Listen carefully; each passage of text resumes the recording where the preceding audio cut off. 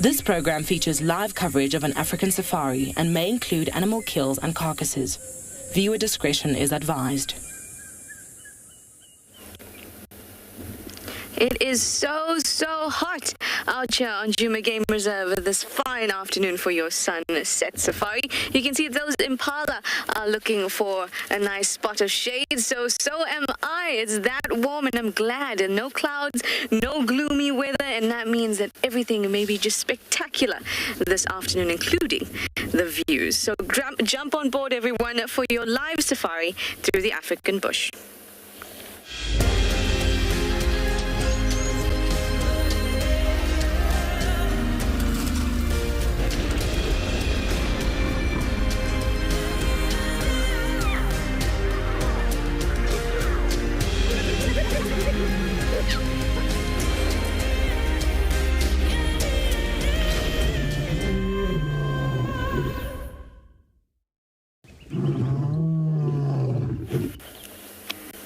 Welcome. Like I said, a nice warm day out here on Tswalu Game Reserve, and we're out in quarantine where every animal is looking for a spot of shade, like I said, including myself and Shloni. If you didn't know who I am, my name is Trishala, and we're out here on Tswalu Game Reserve, like I mentioned, quite warm.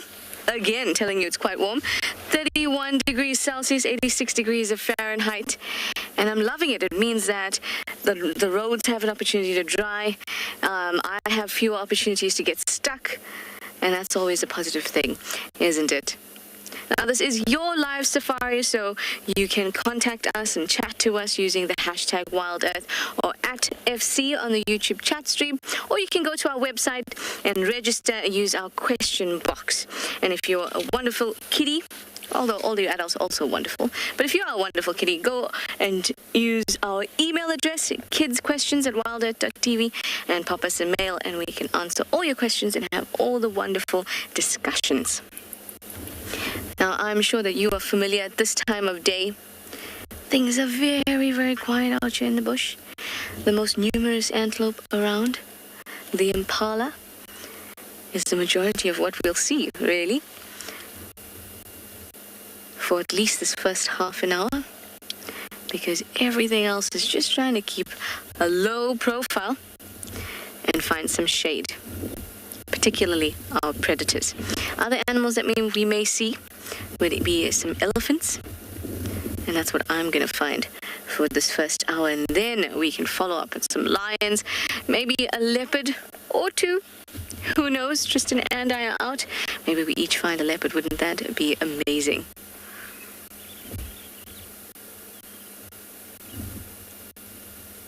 Just listen to that silence. It's such a strong calm that's fallen over the bush.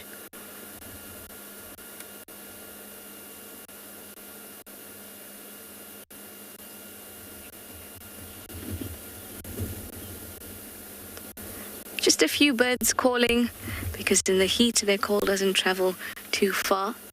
So there's this beautiful silence out here this afternoon. Well, I've told you all about the weather here in Djuma, so how about we go and have a look at the weather at our other locations.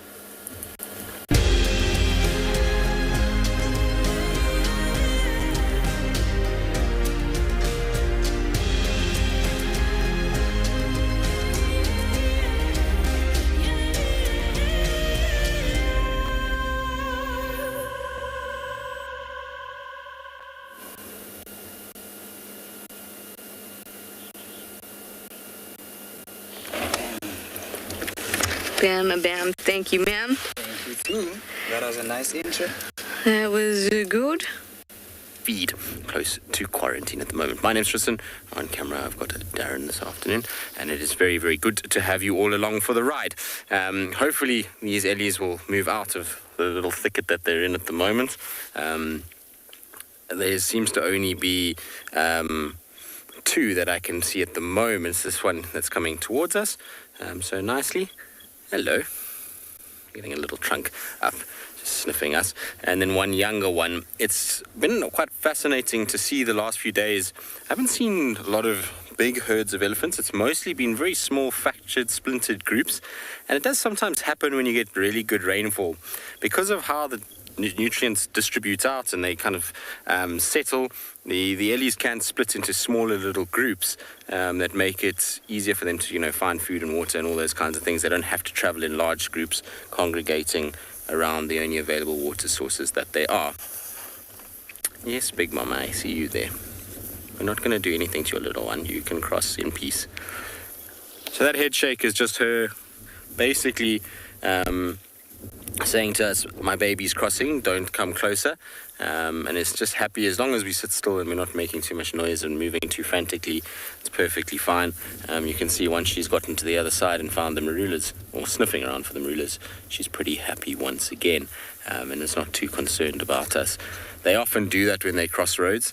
It's also quite a strong breeze that's come up this afternoon, which will make the ellies a little bit more temperamental than they normally are. She's very pretty though. I'm not sure she's going to find too many marulas under this specific tree though. If you look at how the grass is flattened, you can see how much elephant pressure there has been under this tree. Lots and lots of different elephants that have been feeding in this section. And so I think you'll find that maybe a bull was already here today. I don't see a lot of them lying on the ground. Given also how much wind we've had this week, it's dislodged most of the marulas that were left on the trees. There's really not too many, unless it's the marula in camp. We have a massive marula that's in our camp that produces abnormal sized marula fruits, which I'll try and get an example of tomorrow morning. I'll bring one from camp versus one that we'll collect from out here and show you just how big those ones that are in camp are. And we've kind of thought about it as to why it would be, but I suspect one is that it gets a lot more water as an individual than what these ones out here do, because where it's positioned, it's right in the middle of the kind of block of buildings, and the runoff off the roof all plunges straight towards that marula tree. And that means that it's going to obviously get a lot more water, and that's always good for the growth of fruit, particularly something like a marula that's so high in water content. And then probably find that there's a lot of vegetation and things that is absorbed through that area by falling off of the roof. So it's almost being fertilized and watered at the same time, which is always pretty cool. So they really are amazing, and the problem with them is that at this time of the year is these fruits come thundering down onto a corrugated iron sheeting that's over where we eat, and it's just about enough to give you PTSD when it comes crashing down, because you're sitting there and all of a sudden you just hear this loud bang above your head. It's like a shot ringing off when those marulas come thudding down. It's something that people that are not used to the camp shudder and kind of jump at the sound. And once you've been here for a while, you start to kind of get used to it and not to worry too much. All right, let me just reverse a little bit just so that we can catch up with them, because they're moving kind of away from us at the moment. So nice to have some sunshine. It's a nice hot afternoon despite the wind, which means we should get a nice amount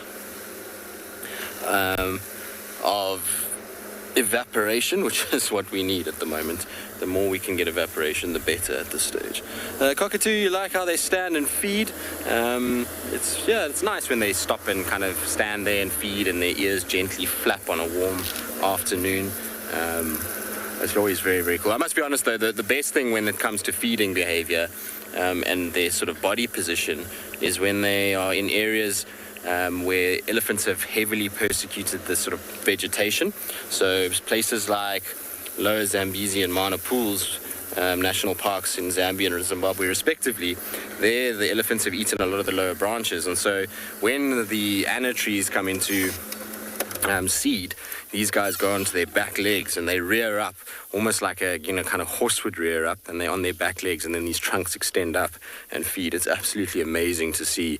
I've yet to see it in the Sabi Sands. I've seen one bull go onto 3 legs, so he almost rocked onto his back legs, but kind of just decided not to worry too much and went back down. And the reason why we don't see it so much from the eddies here is because, well, they have a plethora of food available to them.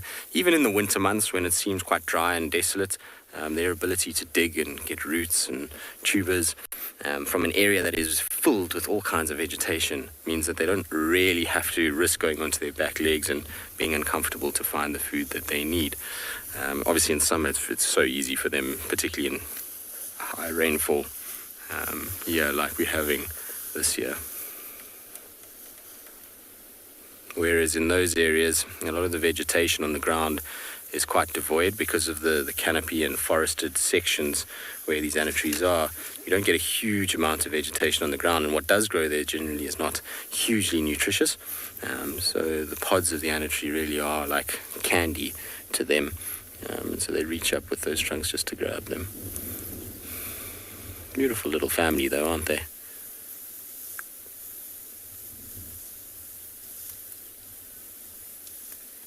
Sometimes nice just to listen to them walking through the grass.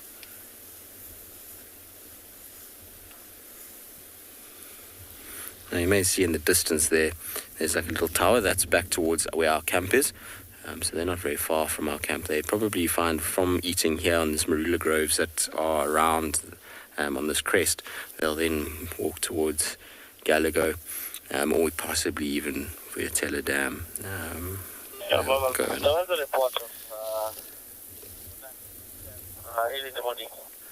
I'm just listening to an update there.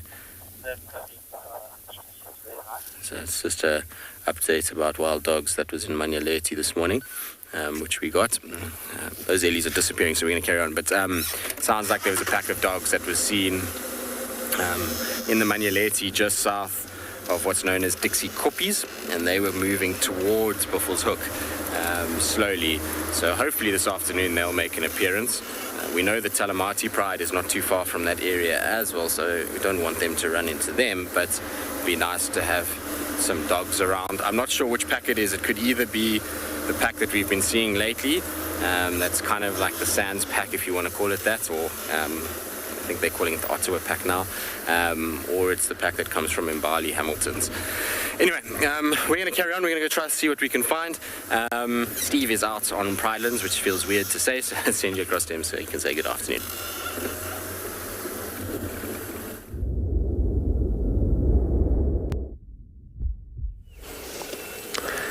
Good afternoon, everybody. Welcome to the blue skies of Eco Training Pridelands, where it is a beautiful afternoon. It's very warm. My name is Steve, and I'm joined by Johan on camera again, and we are very excited to be out and about in the African wilds with you on board.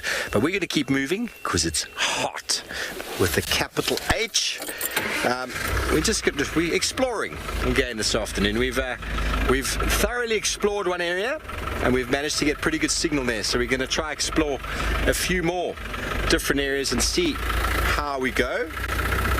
So it's just lovely to be out and about and seeing new areas, and there's a lot of similar plants, but there's a couple of plants that I'm going to be touching on over the next couple of days that we just don't see in Djuma at all. So it's nice to see the geographical difference. There's still the red bush willows and the tree wisterias, the leadwoods, jackalberry. I haven't seen jackalberry yet, knobthorns, all the similars, the marulas. I know many of you like our tree segments, but for example, this one right here next to us, I'm going to put your hand in the sun for just a moment, is a very beautiful tree, and we get its cousin in Djuma. We get the silver cluster leaf, which looks very similar to this in pod form. But right now you can actually see it is got purple pods, and you can actually see there's a few flowers on the end of some of those stalks. Can you see a little bit more over to the left, Johan? You'll see that there's one just up a little. There we go, top right to the screen. There's flowers right over there. A little bit more down. There we go, there on the end of that. A little bit more right. See my hand here? That one there, up. There we go. You can actually see this one's in flower as well as fruit. And these ones, you think the purple, the Terminalia sericea smells bad. These fellows are revoltingly bad in the smell. And there's talk that there's actually flies that help to pollinate them because they smell like death. They smell like really, really, really rotten socks. Silver cluster leaf smells like rotten socks. These smell like dead animals in rotten socks. So I just thought I'd bring that to you this afternoon as a wonderful way to start the afternoon, but this one very easily identified by the purple pods. It's called purple pod cluster leaf or purple pod terminalia prunoides. It's very common in these areas, but yet there's a divide, and suddenly they don't occur in the more sandy soils we find there on Djuma. Terminalia cluster leaf. The silver cluster leaf is much more sandy soil orientated, and these fellows are very, very common here in the Balule-Timavati region. Very prominent bush encroacher, very, very prominent. Whenever they do take over, they can take over quite powerfully, but well browsed, well utilized by many of our mammals. But we're going to keep moving because, as I said before, it is very warm. And we will be breaking down plants as we go, everybody. But we'll be doing it in shady spots. There's lots of corkwoods around, which we don't get down there. I remember finding one corkwood was about this big, about 2.5 years ago, and I wasn't sure what it was. I was like, what is it? It was this big. Sometimes not easy to identify plants that are that size, but after getting back from drive, James was like, I'm pretty certain that was a corkwood, and I was like, of course it was. We also get cork bush over here with a very nice plant to see, Mondulia. The classic silver cluster leaf, not silver cluster leaf, the sickle bushes are around, the grapes, many of the raisins, if I didn't mention that before. I haven't seen a russet bush willow yet, but we will demarcate these and discuss them at length as we venture through this wonderful new environment.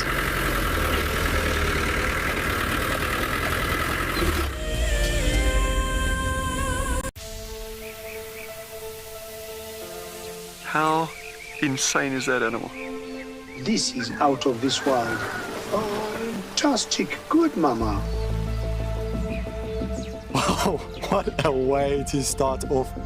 It's just such an incredible privilege to be out here. It just keeps on delivering.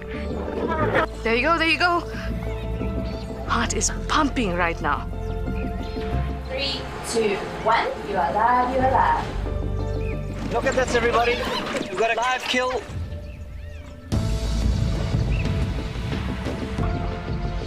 The cock's holding the tail. It's holding tight. Lucky wildebeest. There's nowhere to go. This is a disaster in the making.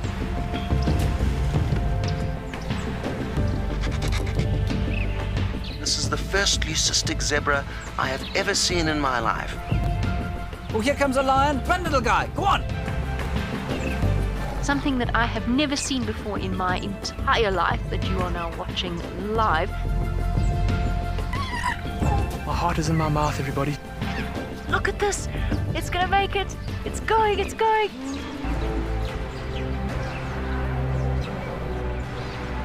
This is just too magical. Hi, little guys. That's great, isn't it?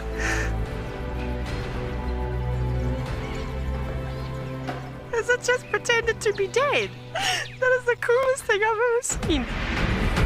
Look at that. Scuba Steve has got a friend. You've got a friend in me. It couldn't be a better morning. This is just too special. Oh my goodness, we've got a turtle.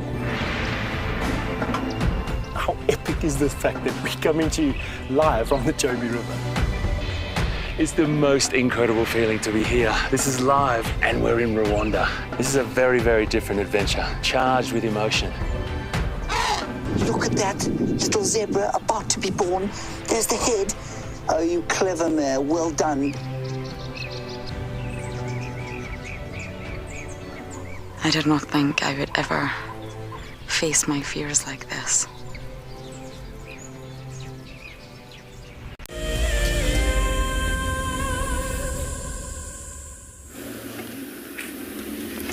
We are here at Treehouse Dam. We're in a spot of shade, as I described to you before, and I'm just waiting, really. I miss sitting at a dam, especially, like I said, at this time when there's not much else happening. Sit at a dam for maybe just 20 minutes to half an hour and see what comes along. Now, usually we'll see lots of birds along the edges of the dam, but it's so full that there isn't really a shore to spot any birds. I've got my binoculars out. I hope you've got your binoculars out. You've got your binoculars out in the form of a Shloni zoom. Just looking along the edges of the dam.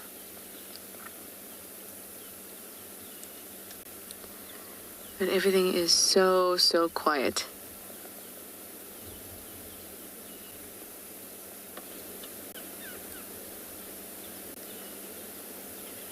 My biggest hope would be some elephants come down to play.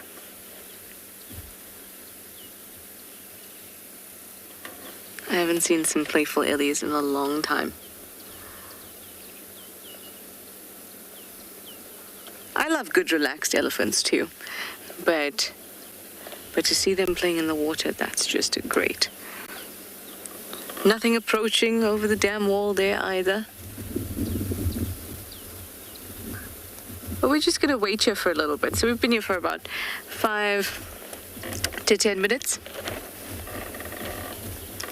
I'll give it another 10 minutes while we sit here and hopefully something comes down to drink. So often we'll sit here or sit somebody somewhere just for a little while and watch and wait. And it's also such a relief not to hear the car. It's a good way to kind of just reacquaint yourself with the bush for the afternoon.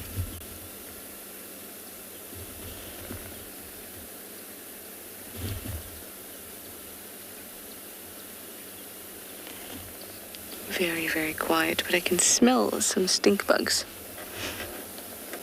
That's the other thing that's nice about sitting around and waiting and watching, being patient, is that you often find some really cool insects in the trees next to you. Or perhaps even a daytime chameleon. That would be awesome, isn't it?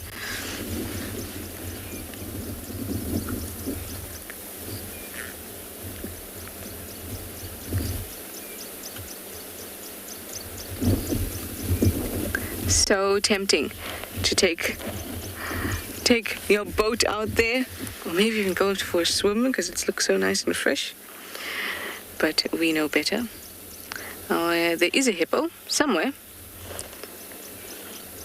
in there, but he would be spending the majority of his time underwater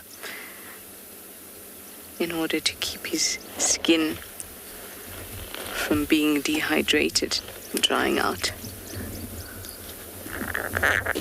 Sometimes you'll just be able to see the tiniest bit of their nostrils or something like that sticking out.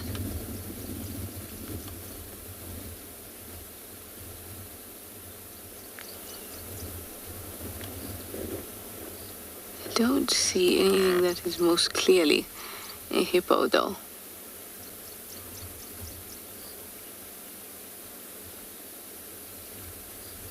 Solomon, you say you wonder why there's no water bucks around. They probably are close by, but being around the water in the heat doesn't help so much. So they'll be in the shade somewhere, but within 2 to 5 kilometers of a water source. But we were seeing them around here quite a bit, weren't we, Solomon? Since I've been back, I've always seen them here by Treehouse Dam. But it also hasn't been this hot since I've been back, so they're probably seeking some shade. I wonder if you can hear the marulas falling around us.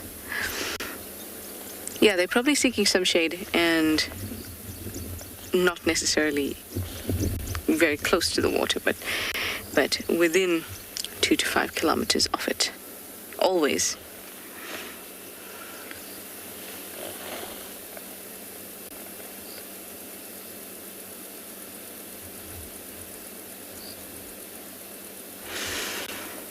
The air is also wonderfully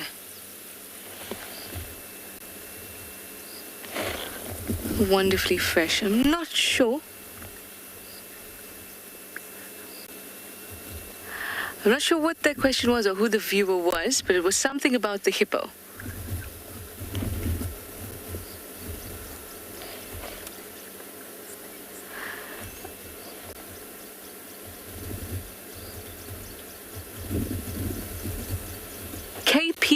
KP, you would like to know for how long a hippo can be underwater. It's about 3 to 5 minutes. For younger calves, it's much less than that. It's probably around 1.5 minutes to 2 minutes. But for an adult, about 5 minutes is a good guess, although I have seen some papers that say 8 minutes. But in my counting of hippos going underwater, it's usually about 5. Problem is that they don't have to re-emerge. All they have to do is stick their nostrils up and take a bit of a breath and then come down.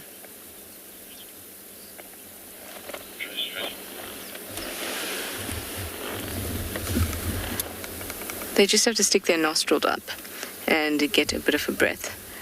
But other than that, we won't see them. Let's see what Tristan wants.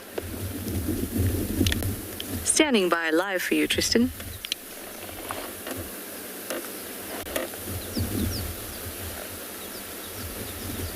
Oh no, he's ghosting me.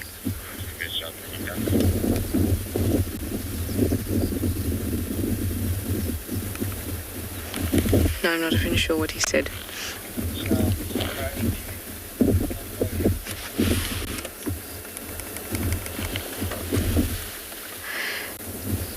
So I am certain that the hippo is in the water.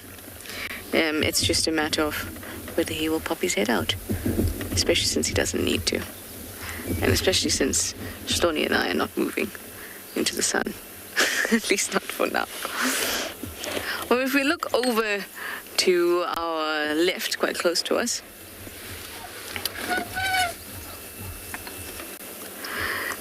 there are a couple marulas, and this biggest one has been dropping them left, right, and center. And around camp, we've also got a whole lot of them. And generally, you'll find that trees around camp will grow bigger and produce better and bigger fruit, and that's because they have a water source in the sense that humans are around, and there's irrigation, etc. And because of that, they grow some really massive fruit, and the marulas around camp are testament to that. It's just that there's a tin roof at camp where most people sleep, thankfully not me, and the marulas constantly fall on the roofs. They kind of sound like gunshots. It freaks everybody out for a little bit. I remember the first time I experienced it when I was staying in that part of the camp, when I just started. It gives you such a shock.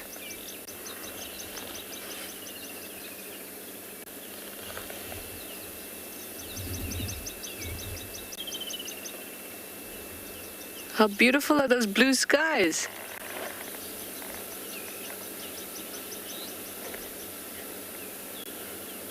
Family from the UK, you'd like to know if hippos mate for life? No, they don't. Male hippos, they collect what is known as a harem. So they have multiple females that they mate with within their harem, and that changes. So if a dominant bull or another bull comes out and comes through into that water, and that bull and the dominant bull have a fight, and then the dominant bull loses, then that new immigrant bull will now collect his harem. So they're constantly changing who it is that they mate with. Ooh. I heard hippo-like sounds.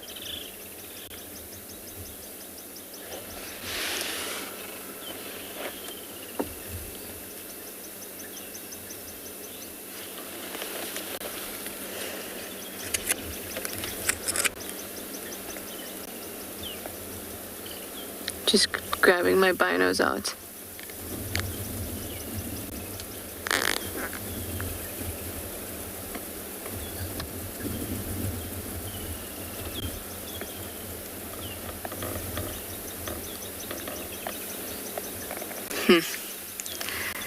Nothing, although... Nope. Well, we can't go over the dam wall to have a look. But there is something that's kind of breaking the water, but it doesn't look like a hippo's snout. Instead, it looks like a leaf or something like that that's floating in it.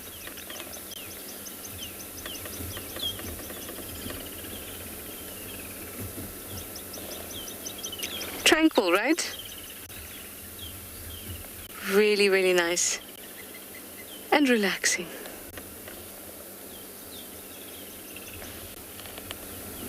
It is our, like the meditation for before all the action starts on drive. Oh, there come our lapwings.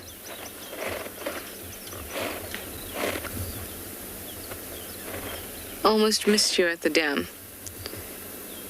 You two blacksmith lapwings.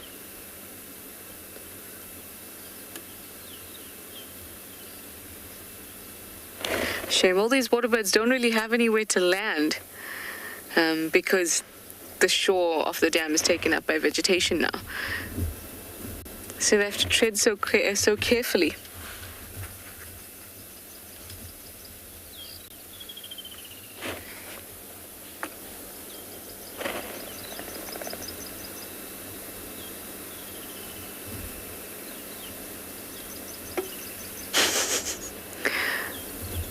I love when they do that. That's their I'm gonna chase you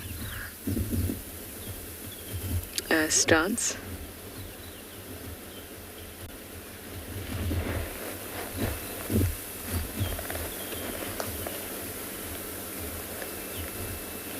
Another marula has come cascading down the tree.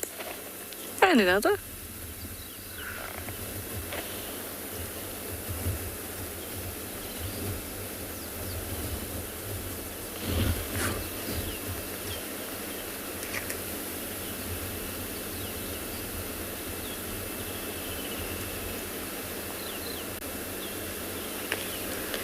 Well, I think we spent some nice amount of time at the dam. We were hoping that the elephants would come down.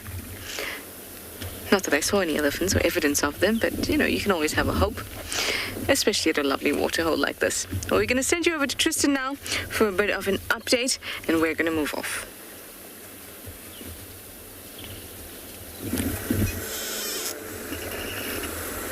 Well, while Trisha's been waiting for the elephants, we had a leopard tortoise briefly, but kind of crossed into the long grass, and so we're just bumbling about now, trying to see what else we can find. I did a little loop around kind of Zoe's, Rebecca's, in the hope that maybe Kalahari would be up a tree somewhere, but no luck so far. I think it's still quite hot now, which is why I was just going to check, just in case she maybe was sitting in a tree. We know sometimes with her, when it's a hot day and, you know, with the amount of water and the grass, the length that it is, that she can like to be up into trees, or she can be up in trees. That's better English. There we go. Get it out eventually. And so, you know, I was just hoping that we would find her somewhere there, but no sign for now. I'll come back later this afternoon. When she walks that route that Trish had her this morning, she often does pop out onto quarantine itself. So hopefully we'll pick her up there. I did find this morning, which was not very pleasant at all, but there's a little young impala male that's got a completely broken leg that is just dangling and dragging and is really struggling to move. And if she finds that impala, she's going to make short work of it. It's really not mobile at all. In fact, it was sort of lagging behind the herd. And it looked like a natural injury. It looks like it stepped in a hole somehow, and the leg at the joint is damaged. So I suspect that if she's around and that impala's still around, it will be a good place just to check for her later. The tracks that the guys initially thought were for Thandi that we had this morning, I don't think are actually for Thandi. I think they actually were for Kalahari, because they came from Tswalu and then we followed them all the way basically to Treehouse Dam, which is where Trishala found her this morning. And we know that Kalahari go as far as Treehouse Dam as far as Tswalu when she's on these territorial patrols. The footage of her looks interesting though. She's got a little belly on at the moment, which is looking like it's quite far back, so it'd be nice to see her in person, just to have a proper look and see whether or not that swollen tummy is sort of indicative of her potentially having little ones or not. It's about the right time for her to start having them, so it wouldn't be beyond the realms of possibility if she did have cubs. All right, we're going to carry on up the hill and round. In the meantime, let's send you across to Ngala.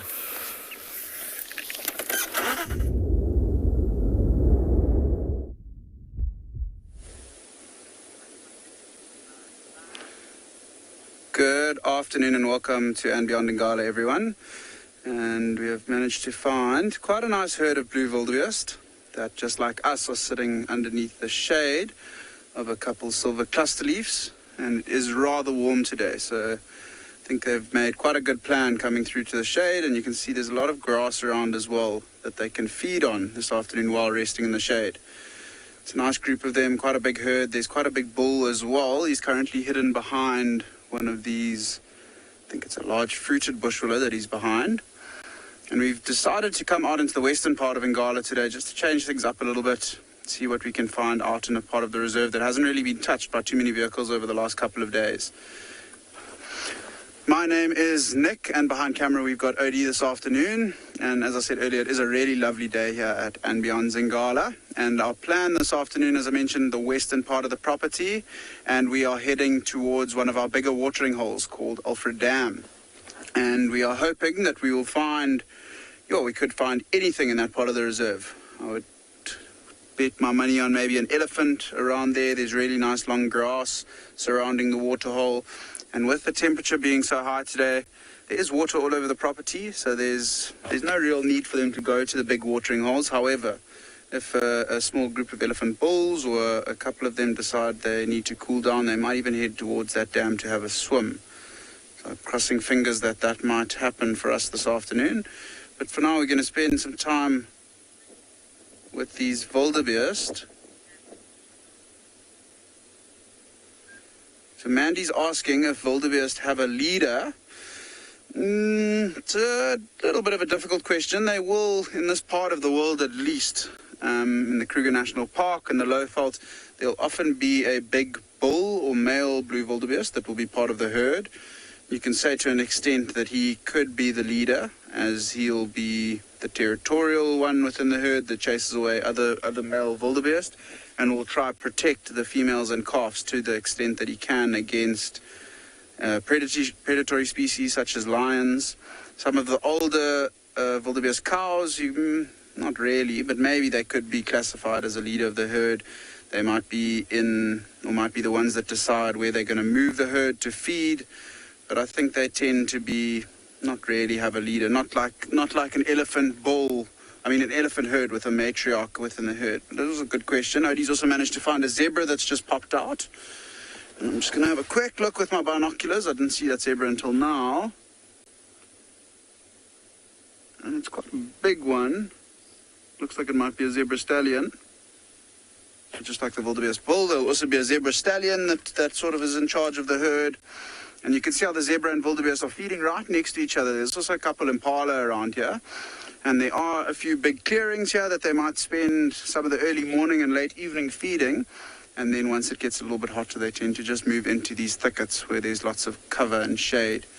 These silver cluster leaves tend to provide really nice shade because they've got quite a long, thin trunk with lots of leaves. So there's almost feels like you're in a bit of a forest, having the nice open areas with the short grass or grass around it, and then the nice shade provided by the larger leaves of the trees.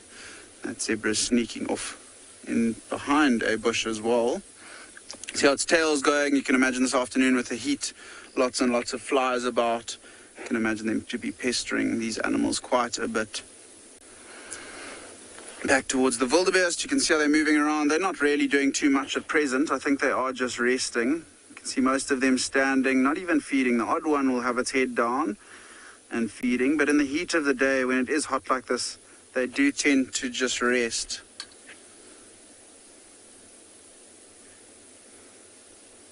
So Chris is asking the difference between a black and blue wildebeest.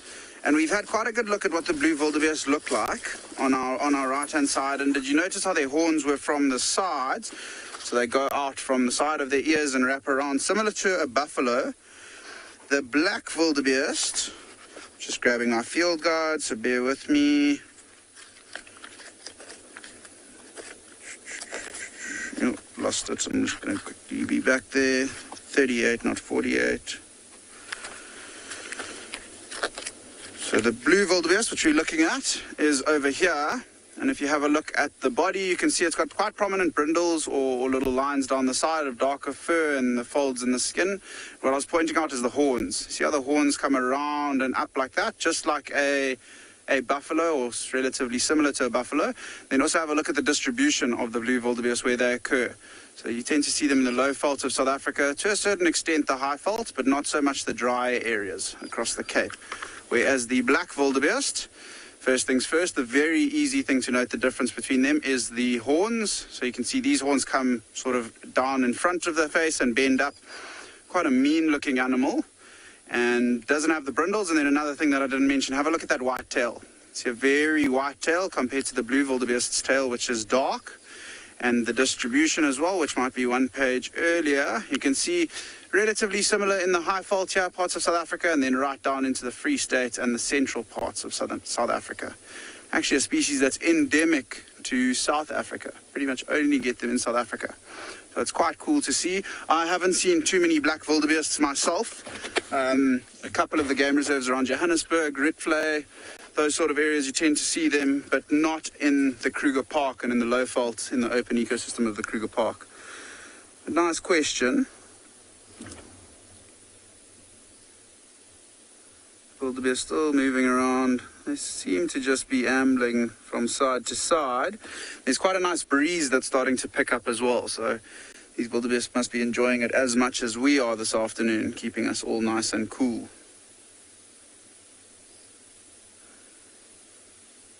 I don't know if you can hear in the background, there's a bird calling.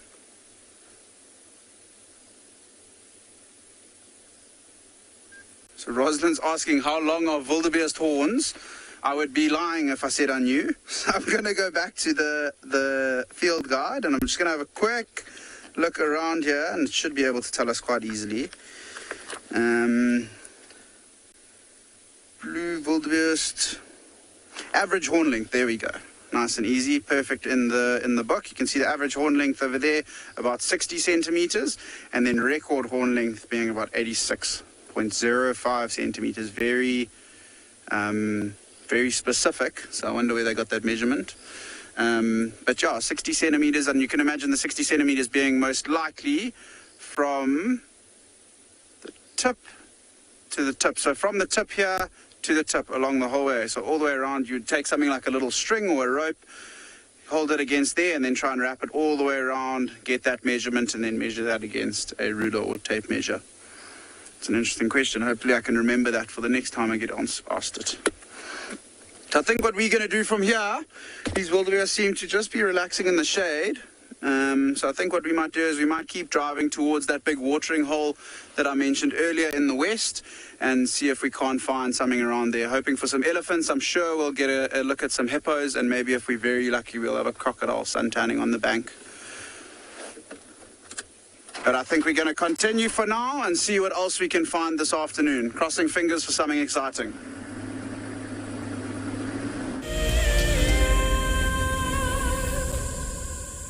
Imagine having your own secluded African bush home where you and your friends can enjoy the ultimate safari experience. If you sign up to be a Wild Earth Explorer, this could become a reality. Tumbeta House is located in the heart of Djuma Private Game Reserve, the home of Wild Earth. You could win a chance to stay at this intimate wilderness retreat, offering you the rare and highly sought-after privilege of your own home in the bush. The prize includes 3 nights for 6 people and includes daily game drives, a chance to see the Wild Earth Camp, and have dinner with one of our guides. Sign up to be a Wild Earth Explorer before the end of February 2021 and you could be heading to Djuma, the place that we call home. Available dates are limited, so terms and conditions apply. Being a safari driver requires some serious multitasking ability. You've got to be able to talk, look at the road, steer, and occasionally get the vehicle into the right gear. Do not crash into any trees. Oh, that's a dozy.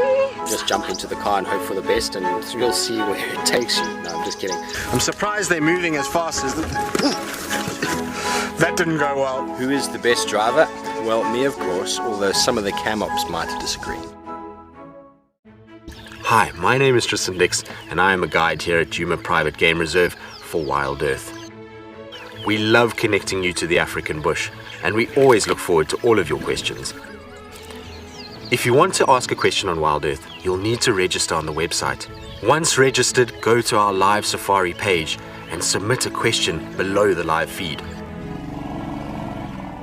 Catch up with me on Wild Earth. We have a baby pangolin. A baby pangolin. This is off the charts. This animal is about from your fingertips to your elbow. That's the total length of this animal. This is unreal. This is unreal. This is unreal. This is like now my 4th Christmas in a week. We should do this more often. Tune into Wild Earth every single day. It's in your nature.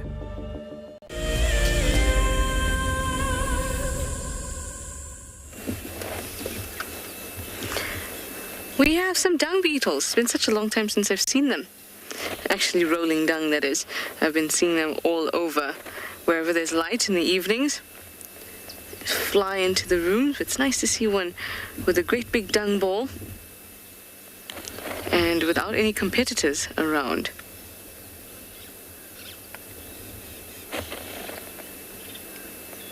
Nice, fresh dung. It's also great because that's elephant dung. Maybe there's a good elephant sighting around. That would be awesome. Look, he's even getting some flies attacking his dung ball. It's so good and fresh.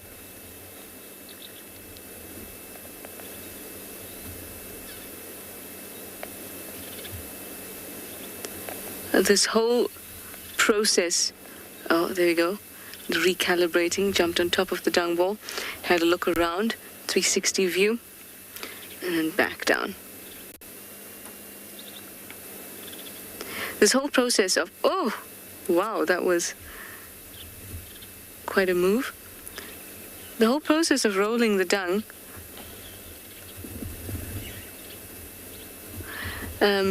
actually creates this solid layer of sand around that soft dung, which is really cool. Anyway, let's have a look at the actual dung pile. Steaming and fresh, exactly how dung beetles like it. Now, I had a question there. I'm going to grab the name of the viewer again, but it was a question about whether it's true that they use the Milky Way to navigate.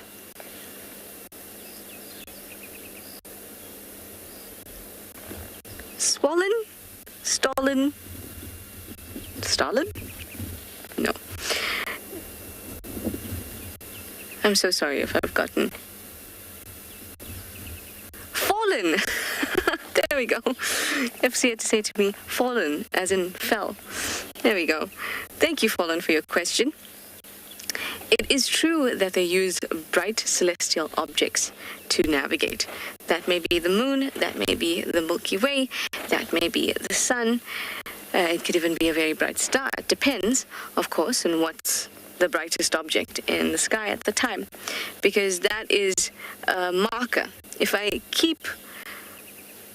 keep moving towards it, I'm going to disperse as far away from the place I started, right? Or if I keep moving away from it, or keep moving to the left of it, or whatever it is, if I use that as a point of reference, then I can be 100% sure that I'm moving away from the place I started. If I have some other point of reference, then I may zigzag back to where I started, or go far and then come close again. So they do use bright celestial objects to navigate, but they also need certain mites that that exist in them to assist them in navigation.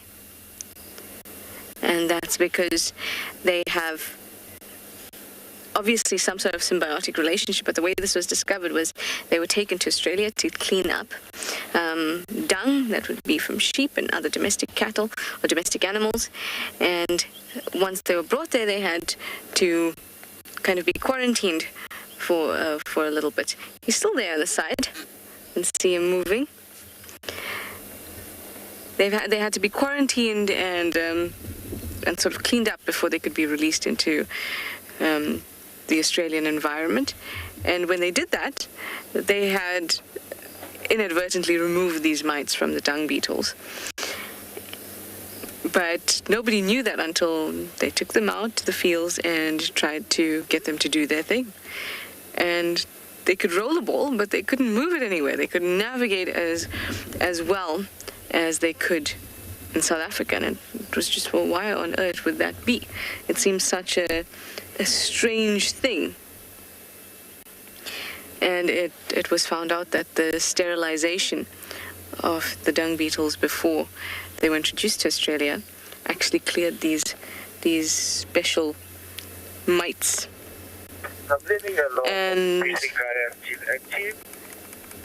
And that's when it was figured out that they assist them with the navigation.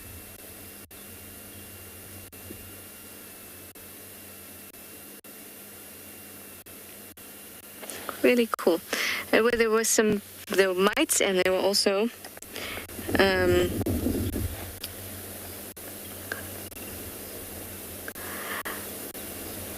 some microorganisms as well. Probably a combination.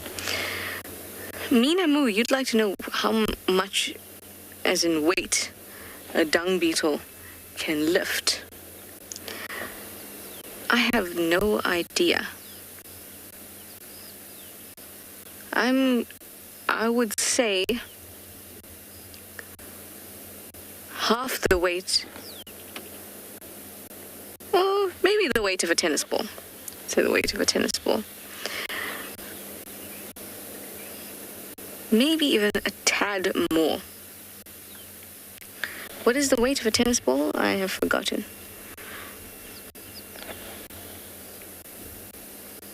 But maybe even a little bit more.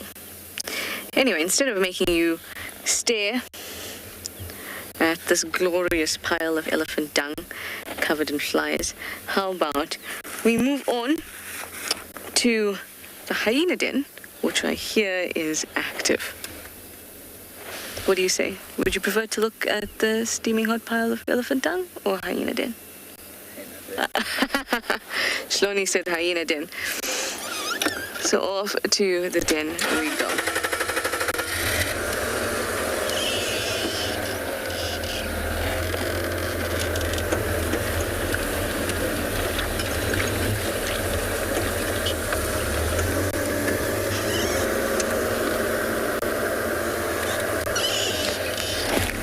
Okay. Mike for Trish.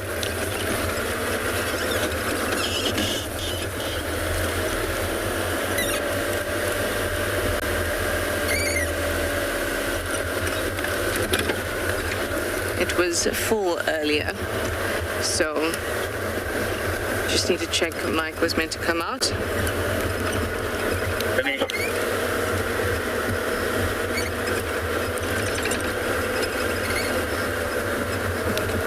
Stations at the hyena den, please come in for Trish.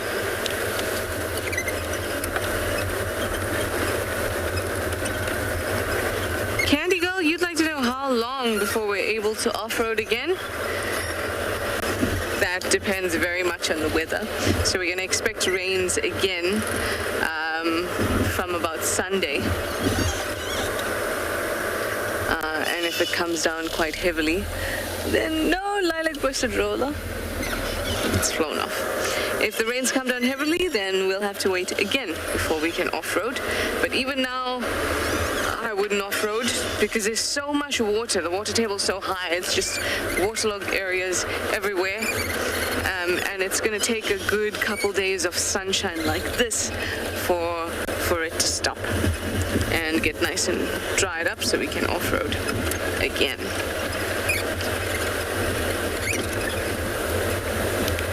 Stations at the Misikaya coming. Whoa! My radio doesn't like me today. Let's restart it. We're gonna look at this Cape Turtle Dove while I restart my radio.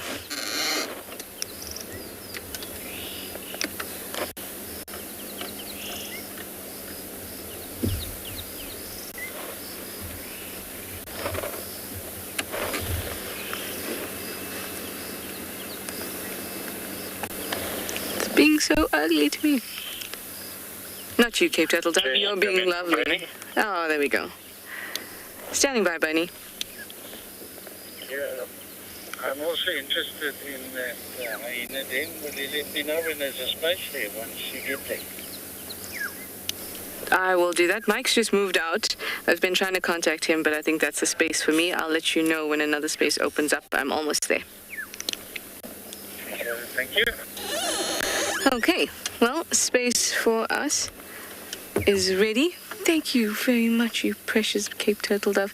They really don't get as much attention as they should, because they've got beautiful, beautiful colors. I painted one recently, and then that's when I realized just how stunning they are. Gorgeous. All right, let's go.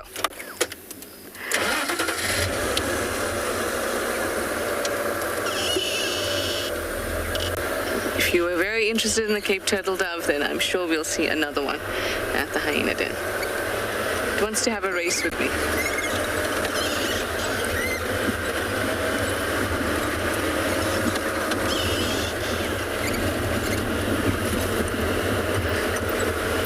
No better words to hear than an active hyena den.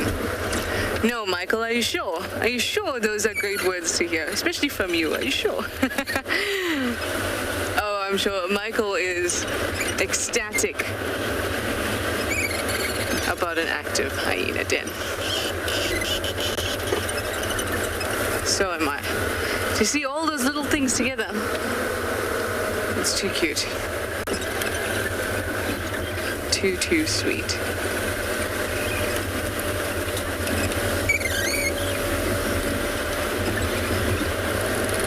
And to see what they'll get up to today.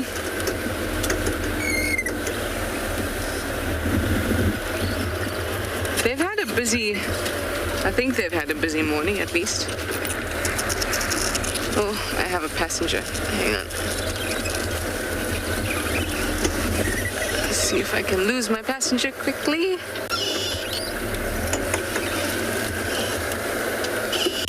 Nope. Okay, I'm just gonna jump out for a moment.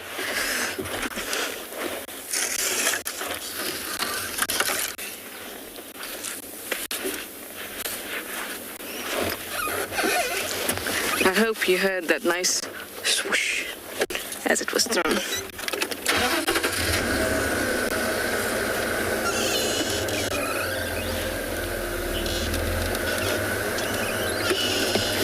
Alrighty, well, I'm almost at the den, and I'm gonna send you over to Tristan for an update while I get in.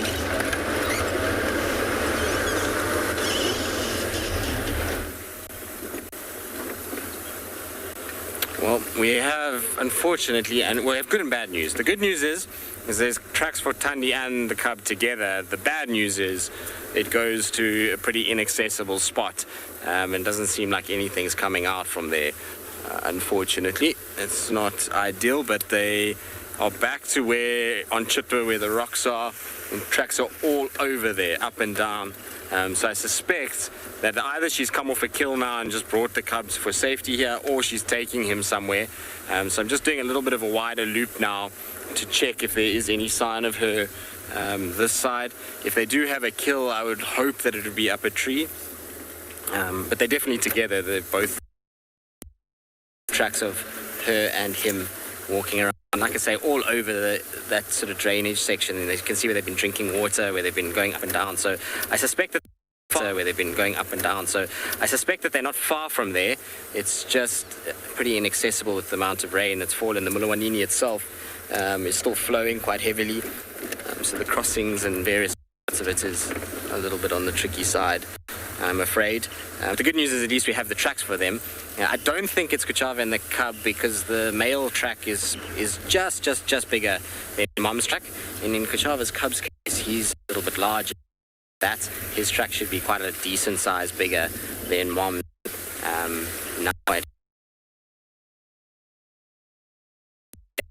Hopefully we'll get a name for him soon.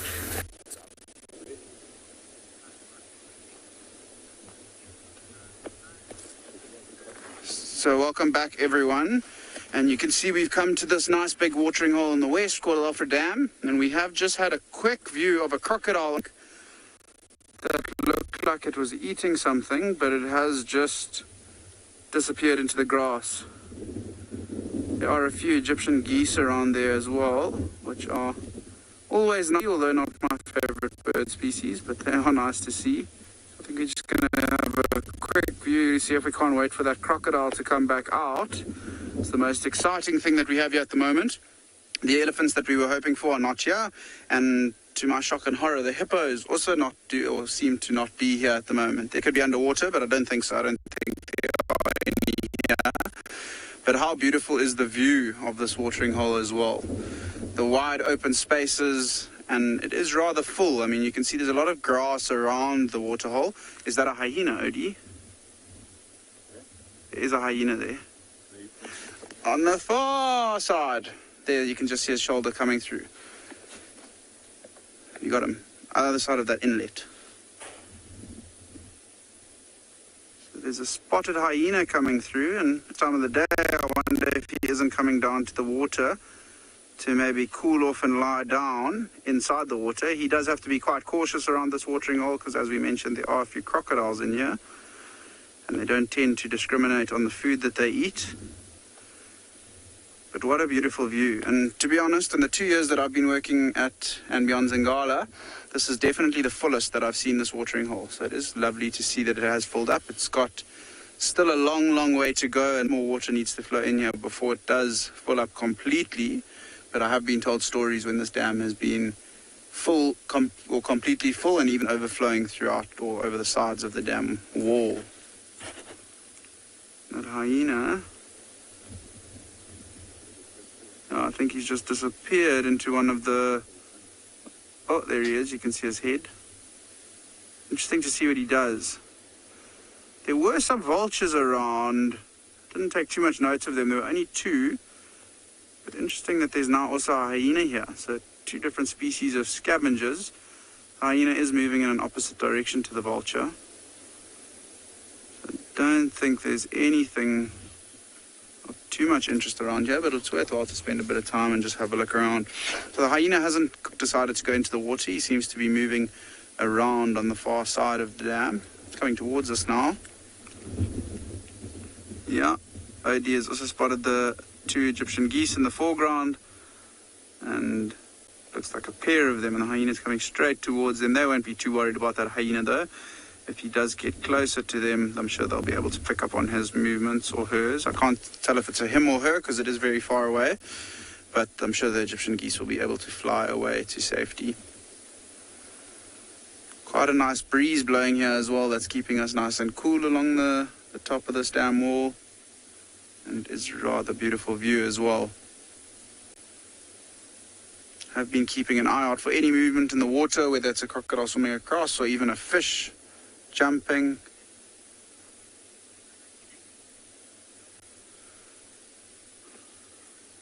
It's a very good question, Oscar. And it is a lot, believe it or not. A hyena can eat lots and lots of meat. I think it's depending on their size. For a young hyena, probably not as much as an older one. But a fully grown hyena, what do they weigh? They must weigh about 70 kilograms, maybe 60 kilograms. Probably eat close to 40 kilograms of meat in one sitting. Remember that they also do tend to eat bone as well. So if it is on offer and the meat starts running a bit low on the carcass, they will also move towards feeding on the bone. But it's a good question. That hyena there, still a little bit far, but I did have a look at its stomach, and it didn't look like it had had eaten anything too recently. It didn't look full. And you can see how it's moving around with its nose right on the ground. Now it's just having a look into the waterhole. It's quite tentative when coming down to the water as well. And we're speaking about the crocodiles, and that's what it has to be nervous of. If it comes to the water straight away without having a good scan around, it could walk straight into the area where a crocodile may be lying, and then it could become that crocodile's dinner. I don't think there are too many animals in the bush that would eat a hyena, barring a crocodile and maybe some other hyenas.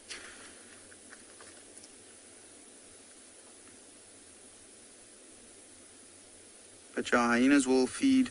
I mean, they'll feed, often you see them at carcasses, and they'll feed almost similar to lions, feed almost into exhaustion, where they are so full they can barely move, but they'll still every now and then stand up and try to just consume more and more, because with these animals, especially with hyenas, they don't know where their next meal is coming from.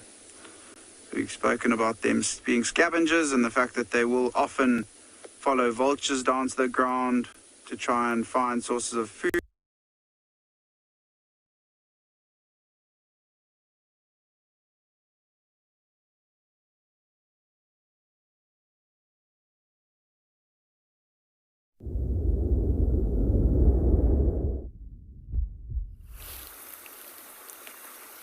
One of my favorite birds to watch is busy hunting at the moment. His little green-backed heron, where he's sitting at the overflow of Chitwa Dam with a green shank, and they are absolutely plundering fish that are being washed over. Look, there you go. See? You see it grab one? So they're just sitting there, and literally it's like shooting fish in a barrel. As they're flowing over this little overflow, they're kind of going into this little shallow water, and it's got nowhere to really go. They don't even, it's unsuspecting, they don't even know the heron's there. And you can see how the heron sits nice and low with that neck coiled. And then as the fish come over, it shoots that neck out and grabs whatever little fish are washing through from the dam itself. There we go, missed one. I'm sure it'll get another one. I've seen it take 3 already since I've been sitting here. Eventually it will get too full and, you know, it will fly away. But this is as easy as it gets. There we go. Did it get it? Or did it miss it? I don't know. It tried to go for one. Sometimes they'll miss every now and then. It's quite fast-flowing water, so if they don't get a good grab on the fish, they can sometimes wriggle out and wriggle free. Let's see now. And the advantage that it's got is that it can watch the fish coming over the flow and then down, and so it can kind of get an idea that the fish is there long before the fish even has an idea that the bird is there and tries to evade it. It's a pretty clever place to sit. The green shank is also going to be feeding on fish, so even though the heron is much faster, there we go, look. That was a nice big one for that particular heron. Even though the heron is a lot more suited to this kind of behavior and will use that stabbing beak, this green shank is also not that bad at catching fish itself. Last time I was here, I saw it catching multiple different little fish too. So it uses a bit of a different technique. You see how it skulks around, and it will actually chase the fish by running after them rather than sitting in wait with a coiled neck that it shoots out. So it's two very different techniques. Both of them work though, and both really epic to watch. You know, a lot of the time we give so much focus to things. There we go. Did I get it? No, missed it. We give a lot of focus to things like leopard and lions and their hunting strategies, but these birds are also equally adept at hunting and amazing to watch when they do hunt. They figure it out pretty quickly, and once they kind of have an idea, then it's sort of happens quite fast for them.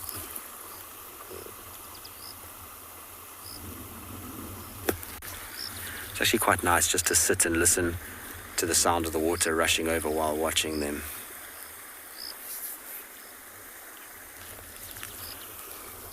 Oliver, they are amazing hunters, the herons. I absolutely love watching them, particularly these little greenbacks.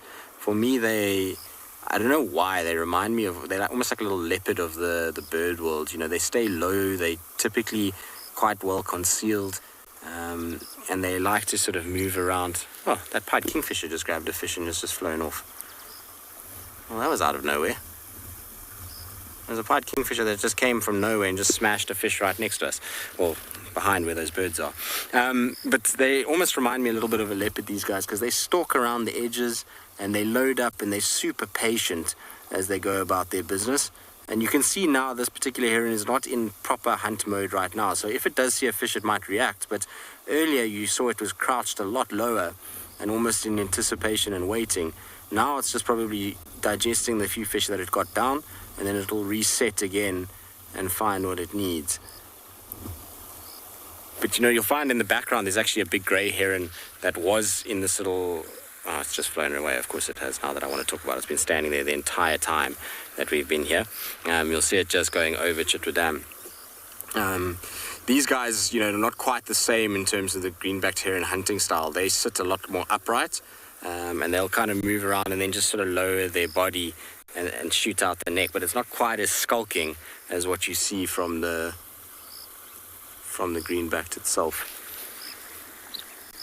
So one thing about Chitwa Dam is that you can sit here for hours and hours and hours, particularly when it's as full as it is now, just doing birding. There's so many birds that are around at the moment. And there's a hippo as well, lots of hippos in the dam too. So you've got between the hippos, the crocs, the birds, there's always something to look at Chitwa Dam. And then we often get cats that arrive here as well. So we've seen a number of leopards in this area before, and lions, dogs are often around. So there's just so much that you can see here, and it's just a good place to really spend a lot of time and look around. I often find people come to Chitwa Dam and typically just sort of arrive, oh, there's nothing big, and then look at the hippos and leave. But you actually got to get your binos out, and you've got to scan around, and you've got to check all the sort of flooded areas, because there can often be little gems that are hiding at this particular dam. I'm surprised though this year we didn't actually get the collared pratincoles. They normally come to Chitwa Dam, but this year nothing. I wonder if it's because there's so much rain. Some of these fish are so small that this heron is grabbing that you can't even actually see them.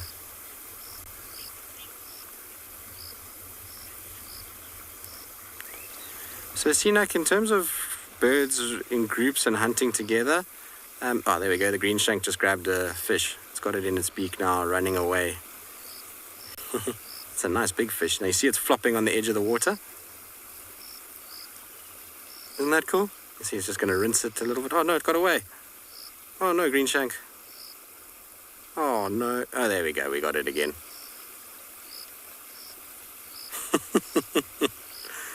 You silly bird, stop. Don't put it in the water and then you won't lose it. What are you doing? It's making life very difficult for itself. Maybe it just enjoys the exercise of chasing.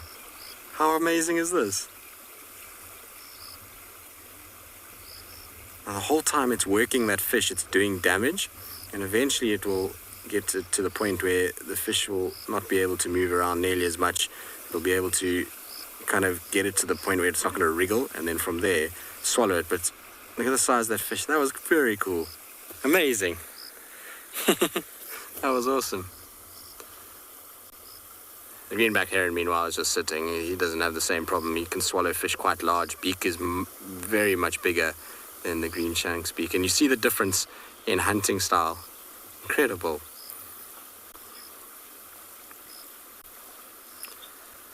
Emily, who's 6 years old, I actually don't know. I think it would differ depending on the heron.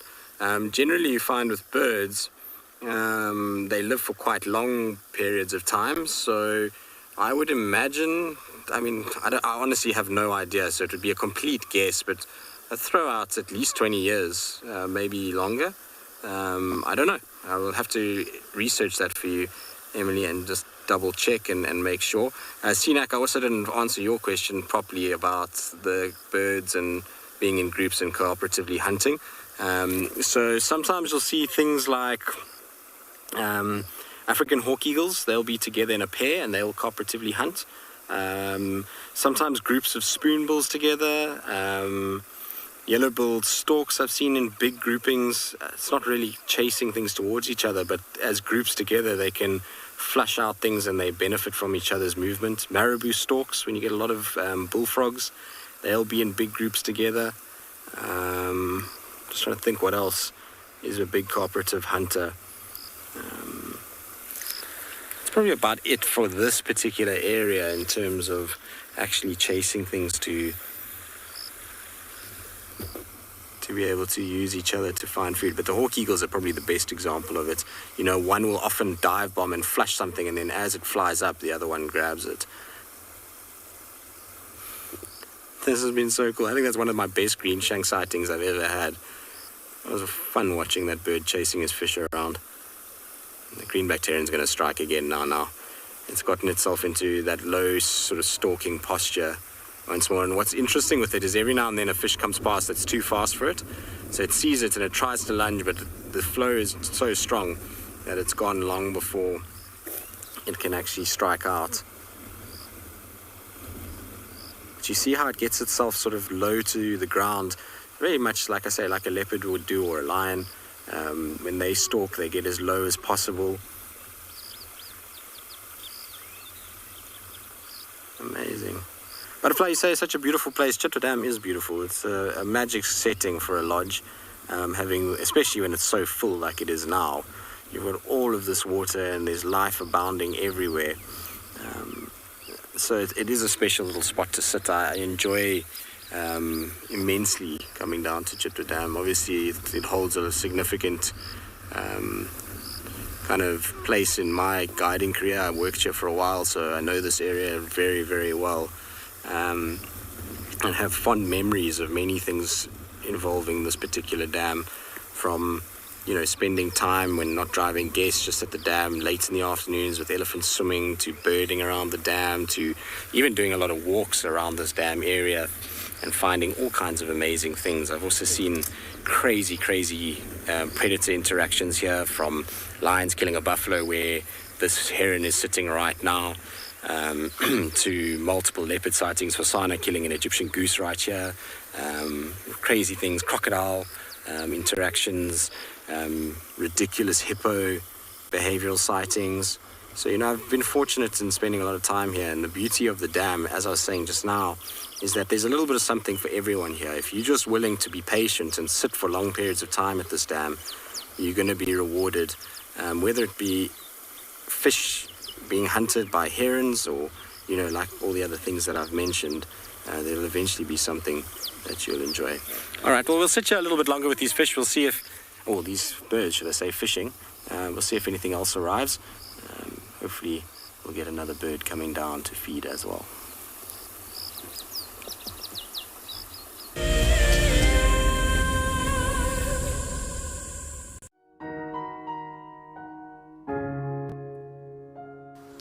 As many of you know by now, one of our beloved leopard characters, Hukumuri, recently passed away. I would like to invite you to join me on Saturday, the 20th of February, as I take an intimate look into his life and pay tribute to the incredible cat that he was. I'm looking forward to seeing you around the fire at 7:30 p.m. Central African Time.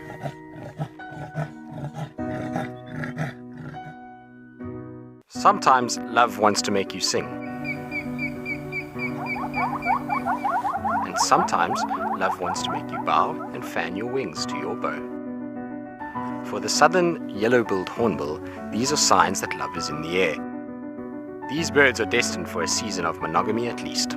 Breeding pairs are in it for the survival of their chicks. But before love commences, the male needs to woo his valentine with food in the form of nuptial gifts. I'm Nikki here at Ambion Ngala in South Africa. I love getting questions from viewers about all the small things within the environment and how it all is integrated with one another. If you want to ask me any questions, please simply register with the Wild Earth website, head across to the Live Safari page and then post your questions there. I'm looking forward to chatting to you on my next Wild Earth drive.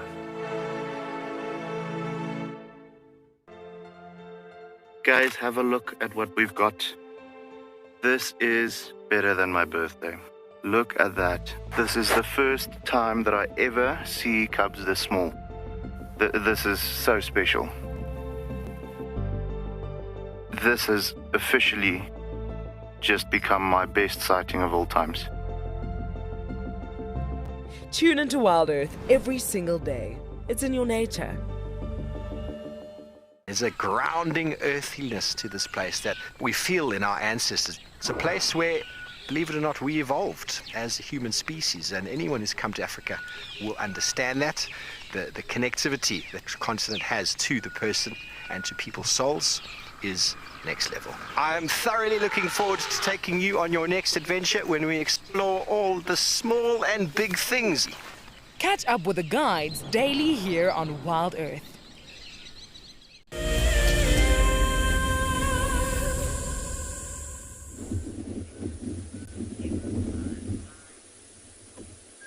Welcome back, everyone. And the two birds that I thought were vultures, we managed to get a little bit closer, and the one flew off and came back. And if you have a look, I know it is very far, but have a look at those legs. You'll see that they have got lots of feathers around them, which indicates to us that they are actually eagles. And by the size and shape of them, being that dark brown, the one on the left especially a darker brown, the other one's a little bit lighter, we think they are tawny eagles, which is another good indicator in this area. I mean, there's been jackal, hyena, and these tawny eagles, all well known to scavenge and to be the first few animals that tend to find carcasses. So I wonder if there isn't something below that tree where those birds are sitting that is of interest. When we finish at the waterhole, I think we might head over there and just go and investigate that area a little bit. Look, they could just be perching. I mean, we've seen so many vultures flying around today that I would think if there was something big there, if the lions had killed something, that maybe there would be a few more vultures around. But it's always worth investigating, and considering the fact that the hyena moved all the way back from where it was at the water and has walked back into that area as well, does give us a little bit of an inkling to think that there might be something hiding below those trees there. The wind is still blowing quite nicely, and there's not too many animals coming down to the water this afternoon, and we did mention that because there is so much water around in the reserve that there's no real need for them to come down to these bigger watering holes. I was really hoping that there would maybe be an elephant or two that would come down to swim and cool off. You can imagine being in this waterhole, it's probably quite deep in the middle, so it would be a good spot for some elephants to come and have a swim and cool off. But no luck for us as of yet this afternoon. We haven't been able to get another view on that crocodile either. He seems to just be hiding in the grass.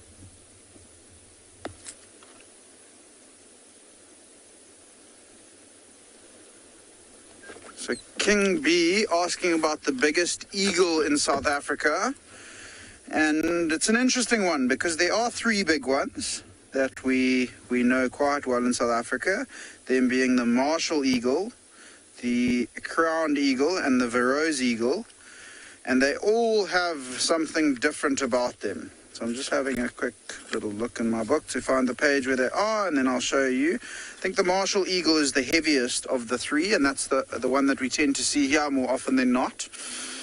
So if you have a look here, these are the three biggest eagles. Oh, the wind's giving me a bit of problems here. These are the three biggest eagles that we tend to see in South Africa. And you can see you actually do get them all in this eastern part where we are at Ngala and the Sabi Sands. The crowned eagle very much prefers thicker areas, more forestry areas with lots of cover and big trees. Verreaux's eagle you tend to find on the escarpments or in the mountain ranges. They nest on the cliff faces. But have a look here, the Marshall eagle female, she weighs 4 kilograms. The Verreaux's eagle female 4.5 or 4.7 the Marshall, and then 3.6 to the crown. So the Marshall eagle is the heaviest. The biggest in terms of height of the three, I think, is the Verreaux's eagle with 88 centimeters. Close second is the crowned 85, and then third is the Marshall at 81. And then I know it doesn't say it here, but the biggest wingspan, I think, is the crowned eagle. They've all got one thing that makes them, or that differentiates them, but these are the big three large eagles that we get in South Africa. And you can see they are also quite beautiful eagles. I think out of the three, the Marshall eagle is probably my favorite because it's the one we tend to see here and the one that I've got most relation with, having guided in the Lowveld and spent most of my time here. Verreaux's eagles are really beautiful. They are stunning birds as well. They do probably come third in my list because the crowned eagle for me is a magnificent bird. The colors are absolutely stunning. They've got beautiful barring on their tail. You can see that crown around the head that gets raised, mainly when it's blowing with wind, and maybe some of the rangers at Phinda could potentially try and find us a crowned eagle. It is actually where I saw my first crowned eagle since I've been with And Beyond, was at Phinda, and there was a beautiful nest there that we managed to find with a chick and an adult in. But nice question. I'm hoping maybe if we get lucky we might find a martial eagle around. And Odie, I don't know if you can see up there, they tend to be disappearing, but far in the distance those impalas running, I suppose it's a bit thick. They just seem to be frolicking a little bit and having a good bit of fun up the top there, running around.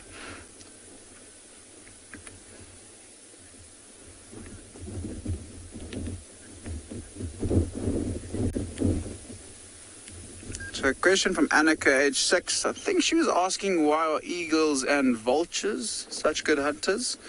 So eagles are exceptional hunters. They've got brilliant eyesight, and the fact that they can fly means that they've got a good advantage on catching anything that they can spot below them, especially things like African hawk eagles. They hunt in pairs together, exceptional eyesight, really good flyers, so they're able to catch things. They've also got really big talons on their feet, so able to grip them quite easily, which is always nice. Vultures, they are not the best hunters, unfortunately. Most of the vulture species tend to primarily scavenge, especially the likes of the hooded vulture and white-backed vulture.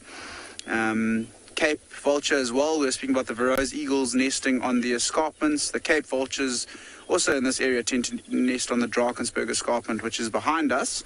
And you only tend to see them at bigger carcasses. The vulture species that we tend to see, or that I've heard of hunting, a white-headed vulture, often find them in pairs. There's been lots of records of them hunting for their own food. And lappet-faced vultures occasionally hunt their own prey. The hooded vultures and white-backed vultures are not the most, or not the best flyers, so they struggle to be able to swoop down and catch anything, but I think it has a lot to do with their ability in the air and the ability to fly and hawk out of the sky, and then obviously with their big talons they're able to catch prey quite easily.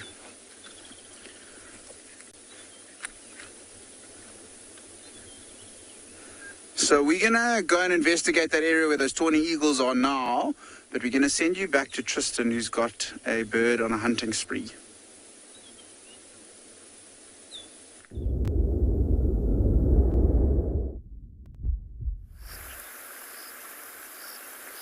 And the hunting spree is correct. It's like a murder that's taking place here. It's ridiculous how many fish this little heron has shoved down its gullet already. I reckon in the time we've been here, there's been at least 10. There goes another one that's gone down. It has absolutely hammered them while we've been sitting here.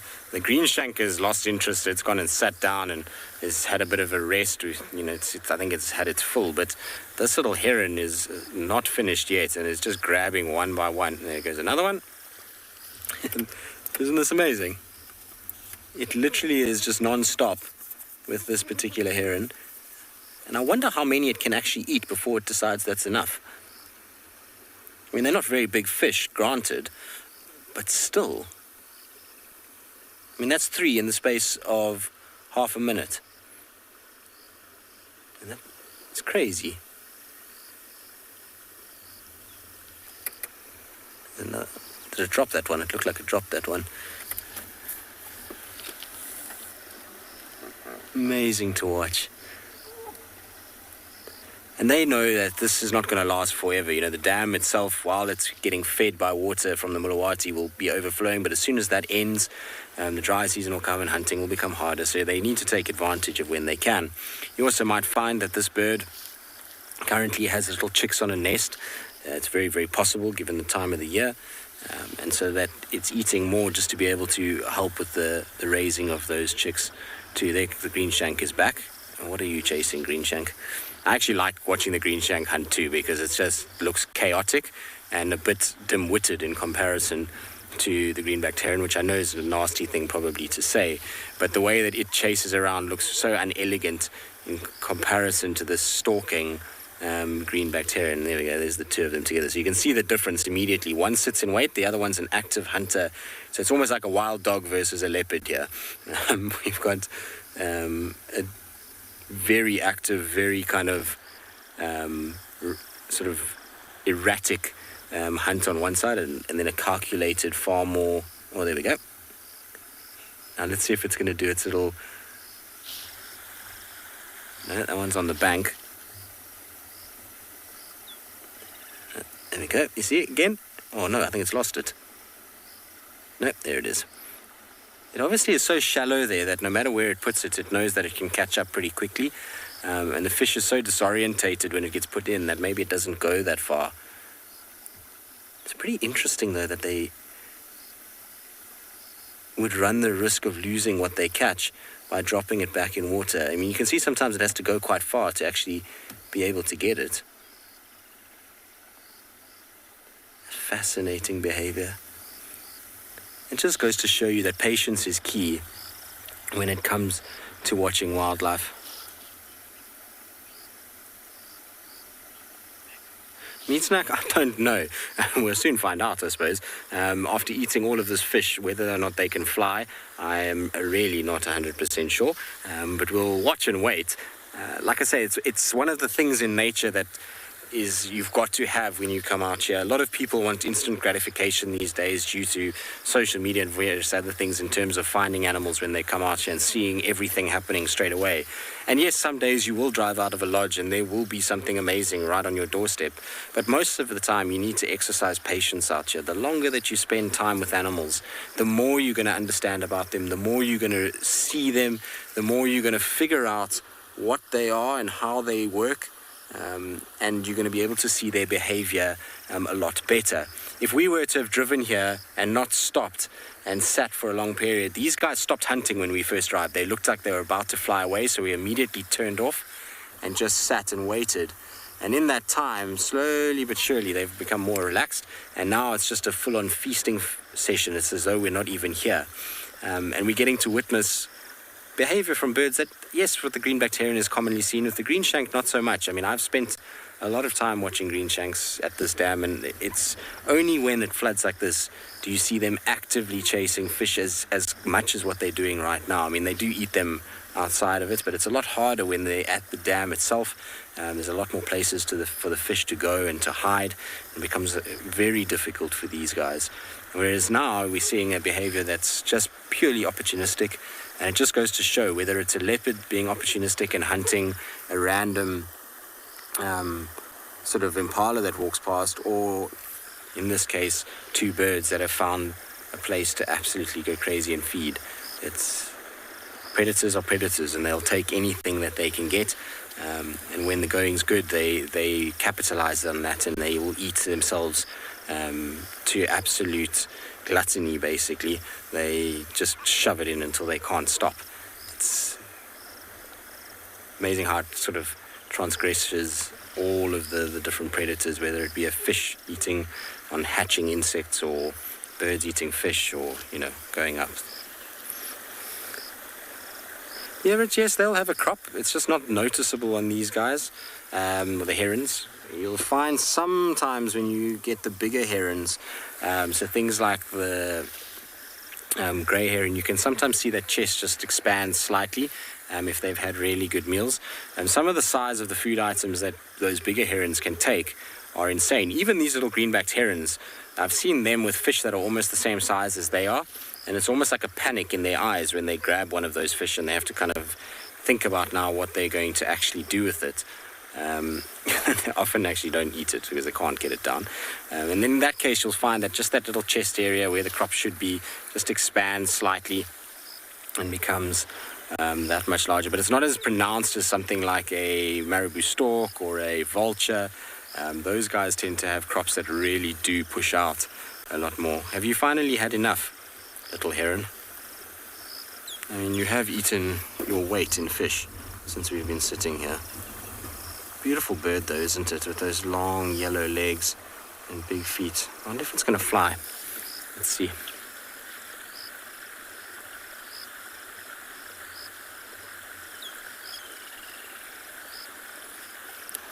We're getting it walking around. Look at the size of the feet when you see it walking. Not often you get to see them out on the road like that where you can actually get their feet so clearly. They have long feet, and that just helps to spread the weight of this bird. And I'm not surprised you just went to the toilet, bird. Your Stomach must be full. But those long toes just help to spread the weight and for it to be able to walk over sort of floating vegetation on the fringes of these dam areas. It's much like a jacana, and it's not as pronounced as what jacanas have, but a very, very, very similar way of doing things. Well, that was absolutely amazing. I'm so chuffed that we spent some time here. You know, sometimes we could have just driven through and not really paid too much attention, but I'm so glad that we actually managed to sit for a little bit and enjoy these birds doing their thing. The green shank is far more relaxed than the heron.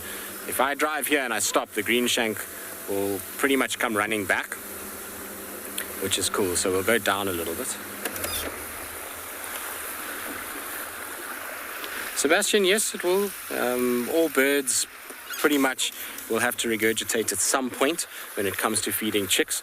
Most chicks that are born are pretty helpless. Obviously, there are exceptions to this, and you know, you can't have all of them being able to do it. But most of these kind of predatory birds, when they have their chicks, will have to kind of go back and regurgitate little bits. The green shank has come off to our right-hand side now and is just sitting in this little flooded section. This section here is not as easy to hunt. You see how much vegetation there is, and that's all places where the fish can hide. This little overflow section is far easier because there's nowhere for the fish to go as they come barreling out of the dam. It's a good sign, though, that we're seeing lots of those little fish. It means that the fish in Chitwa Dam are spawning and doing well. You probably find a lot of what's being eaten there are tiny little catfish and tiny little bream. We get quite a few different species of bream in this area. We call them tilapia here. And I've done actually one day we wanted to see what was in Chitwa Dam, so we fished in this dam to see what we could find. And it was mostly 2 species of tilapia and catfish. That's pretty much all we caught. And then, I don't know if a lot of you might remember this, in 2018, I think it was. Must have been 2018. This dam's dried and then filled and then started to dry back again. And there was a moment where we had a whole bunch of fish that died in Chitwa Dam, and they washed up on the shore. And we actually had a crazy sighting of Tingana walking along the shore and eating these fish as he was going. I think that day he ate 3 or 4 big bream, and so, you know, when you see that, you often wonder how quickly the fish stocks will recover. But given that no one actually fishes here and it's only natural, and we've had good rains this year, I think we're going to find that it's going to recover really well, and we're going to find good fish in this dam once again. Oh, there's some little Egyptian geese chicks, new ones. That's cool. 1, 2, 3 of them.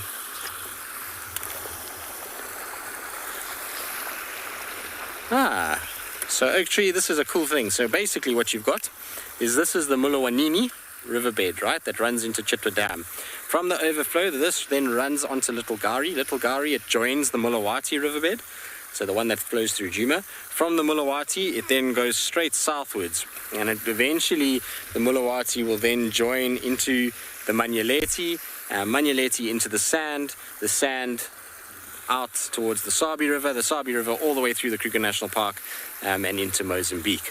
So this water that we get here will eventually end up in the Indian Ocean in Mozambique, which is pretty cool to think about. So the water that's going around here and some of these fish will basically eventually travel through 4 to 5 riverbed names or drainage systems in order to get to where they're going. Is that a marsh sandpiper there? Or a wood sandpiper? I can't see. To get the binos out. Looks like a marsh sandpiper. That's milling about on the edge of the water over here. Maybe not. Let me get my binos and just double check. No. This is not a marsh sandpiper. Too small for a marsh. Just trying to see nicely if it's got that little white eye stripe that the wood gets. Yeah, wood sandpiper.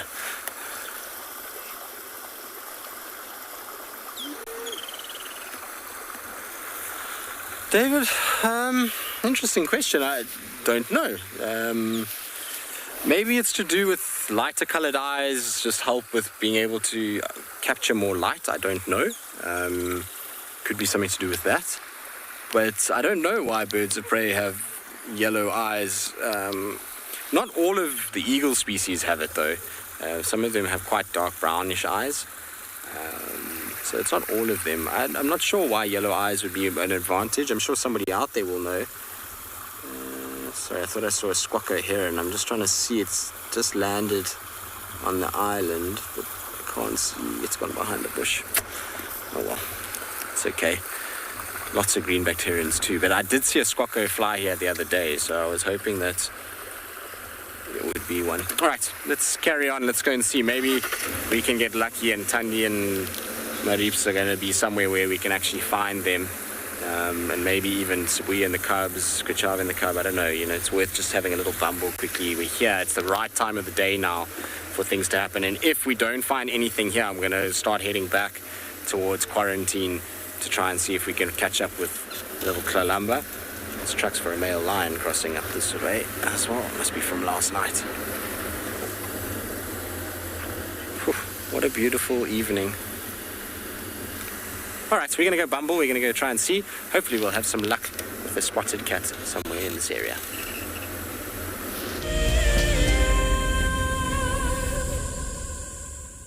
When on safari, there's nothing better than an evening spent under the stars chatting around a fire, with the sounds of the wild all around you.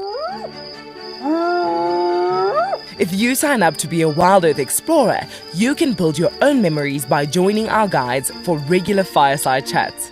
Subscription payments can be made by PayPal, credit card, and now bank transfer. Wild Earth Explorers, it's in your nature. Riverbeds are a great way to find water and look for places where elephant have excavated hollows. You can then dig into the sand, and after a couple of feet you should find damp sand, which then can be squeezed out or siphoned off for water. And with water being one of our scarcest resources, it is a good idea to conserve water where and how you can. My name is Ross and I'm a field guide at and beyond Pinda Private Game Reserve. I love getting questions from guests on Wild Earth because I love sharing and learning information about nature with new people, and it also makes me feel like you're all joining me in real life. If you want to ask a question on Wild Earth, then you need to register on our website. Once registered, go to our live safari page and submit your question below our live feed. Look at this, the little one is up and about. Certainly hasn't had enough milk at this age. No amount of milk is enough. Oh, Corky. Too sweet. Oh, look at this.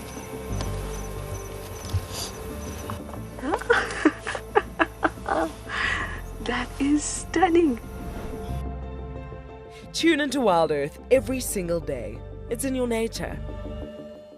Africa is very special, and when you come down here, even when you're watching through our camera, the landscapes change from desert to bushveld to up in the Masai Mara where there's grassland. That means that the biodiversity changes as we move along Africa. And what I love most about connecting with you guys is the fact that I get to share these wonderful experiences with thousands of people. Catch up with the guides daily here on Wild Earth.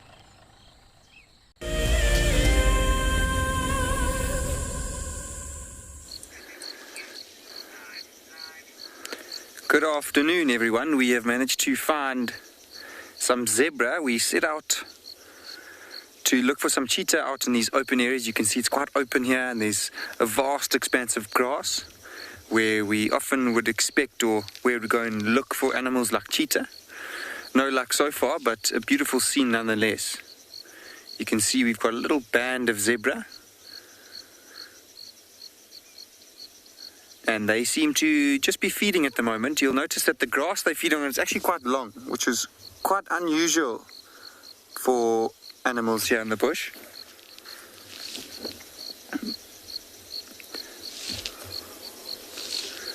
So we're just going to sit and watch and see what they get up to.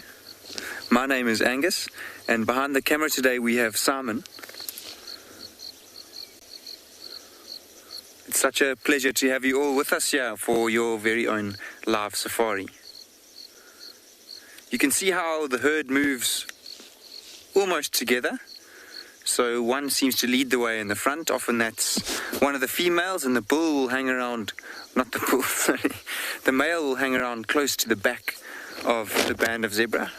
Not always, but it's often what you'd find here. And in this case, you'll notice that the zebra on the very left, he's a lot bigger than the rest, and he's actually missing a good part of his tail. He's just got a little stump, actually. So quite difficult to tell exactly what that could have been caused from. But it's possible that even lions could have tried to grab him a long time ago. You can see there's no wound. They could have left an open sore that would have got infected, and then eventually his tail might have even fallen off. More likely it could have even been caused by things like ticks. After a little cut it open, ticks could have engorged themselves there and actually cause a wound that would also then get infected. I'm just trying to look with my binoculars at his rump to see if there are any scars that could have been caused by the claws of a lion, and the same time, if that had been the cause of his tail. But that's why I think it's probably more likely he just got cut and got an infection. There was a young zebra, oh there it is, on the right hand side, just looks like behind its mother at the moment. So that zebra is probably only a few months old. Zebra tend to have births closer to the rainy season, and it definitely is the rainy season here at Punt at the moment. We've had so much rain, but I mentioned how zebra tend to have their births closer to the rainy period. Not necessarily always the case, but they do seem to try and do that.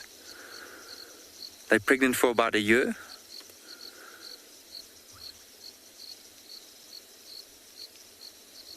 And that male that we were talking about earlier with the stumpy tail, he'll mate with all these females. And he'll stay with them as long as he can until he's replaced by a younger, stronger male.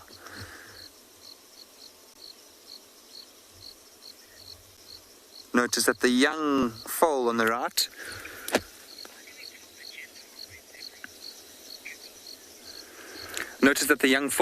has a little bit of long fluff on its rump as well.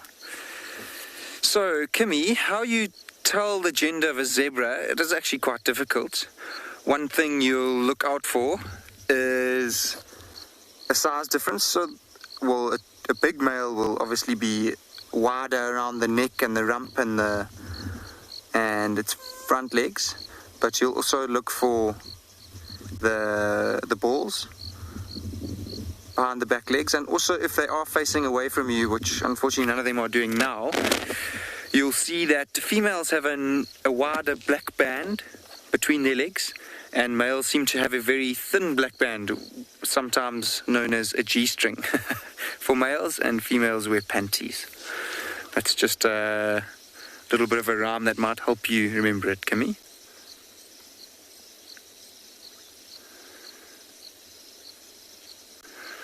Notice all of them are flapping their tails constantly, so after the rains we'll see a lot more insects, which could be bothering them now.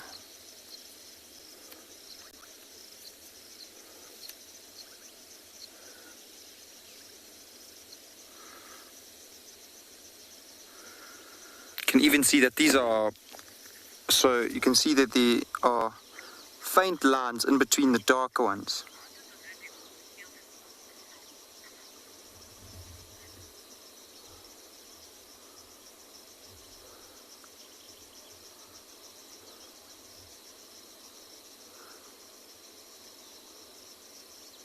Can look at the stallion at the back now. See, he's raised his head. So I mentioned he'll often be looking out for the rest of his females. And you can see he's always on the lookout for danger, just to try and keep the rest of the zebras safe. He's a lot bigger and stronger than them, and actually a very ferocious animal out here in the bush if he has to be. I've seen zebras fight before, so there could be another male in the area that he could have got the scent of. and they'll actually fight quite seriously. They'll bite each other and kick each other, and he'll be very determined to be able to stay with this band of zebra and make sure he gets to carry on spreading his genes. Because obviously he won't let any other males mate with these females as long as he's around. And I mentioned those shadow stripes. I don't know if they're called them shadow stripes, but you'll see there's fainter stripes in between the dark black ones. Nicanova, yes, there is a leader. So I mentioned the male who looks after all his females. They don't necessarily lead around the herd, or the herd where they're going to go. I'm not sure the case in East Africa, that might be a little bit different. But here in Phinda, there's a dominant male that would look after his females, and they don't necessarily stay in one place, or they're not territorial, but they do move around quite a lot, and they'll all stick together.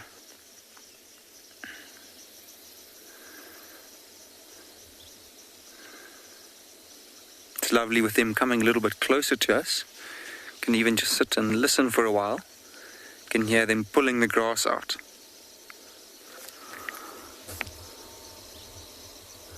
They're probably still a little bit far to hear it at the moment. You can see when you look quite closely at their heads, you can see it's quite symmetrical.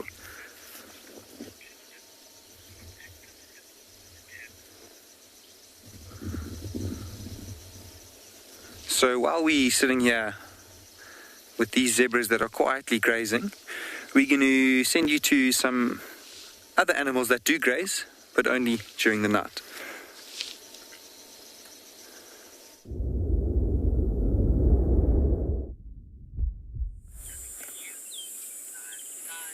Indeed, hippos do graze, and shortly they're going to be coming out as soon as that sun dips down. It has turned into quite possibly the most beautiful afternoon. The sun is just getting down to that time where it's like golden light, and the wind is completely dropped. It feels like a completely different reserve than 2 afternoons ago. It's amazing what the wind does in terms of the feeling. But I'm going to just keep quiet for a bit because it's been quite nice. These hippos have been fairly playful, quite vocal. So I'll let you just listen to the sounds as we sit here and enjoy the hippos at Tswalu Dam.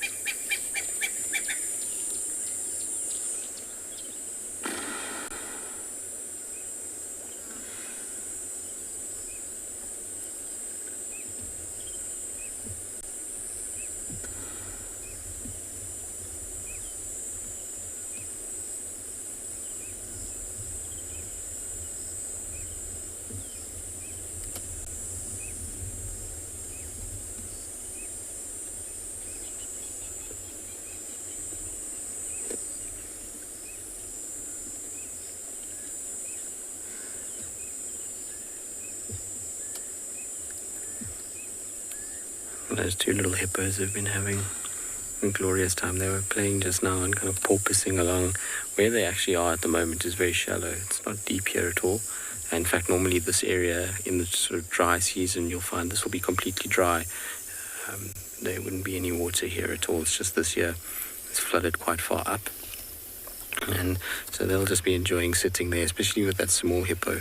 It doesn't have the ability to stand in deep water. So it'll stay close to mom and be kind of in the shallows, where it's much easier to get used to life as a semi-aquatic animal. Peaceful though, isn't it, this afternoon? Like I say, quite some elephants making some noise in the distance as well. It is the most spectacular light as well. It's coming down. It's perfect light for a little leopard to arrive. Wouldn't it be great if Tswalu's cubs just came walking down the road towards us? That would be a treat.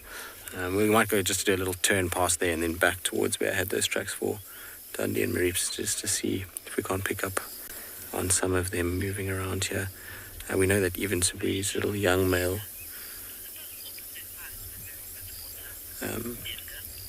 will also go kind of as far as where those tracks were just now.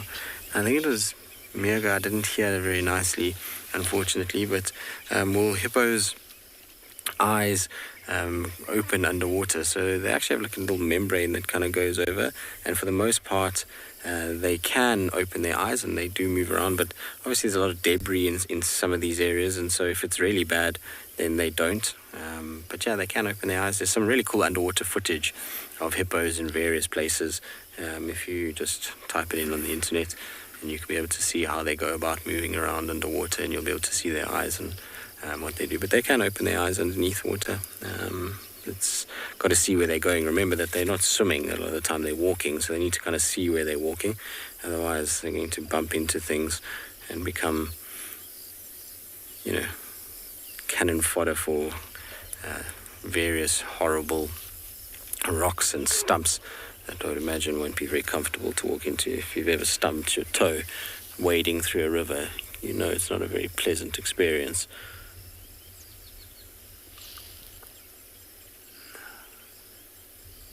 Look at these two. Isn't that cute? Must admit, a baby hippo is a cute little animal.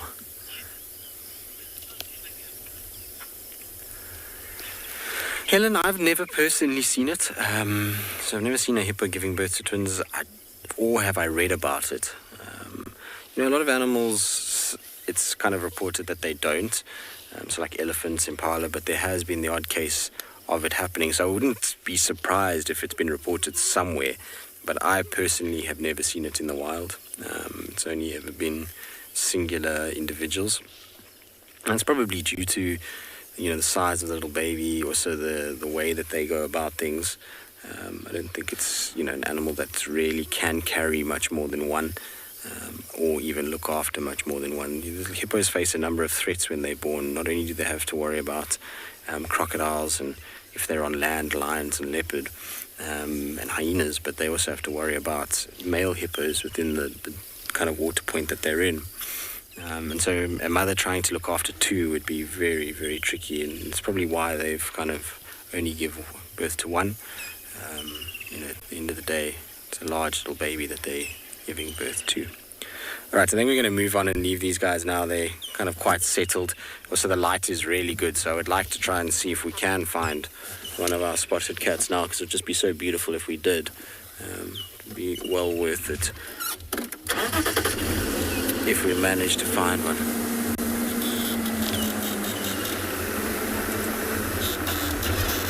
All right, we're going to carry on. We're going to head up towards the back end of Chitwa, along the airstrip, and then back down towards the Mulawanini. Let's see if we get any luck. In the meantime, let's send you back across to that dazzle of herbivores.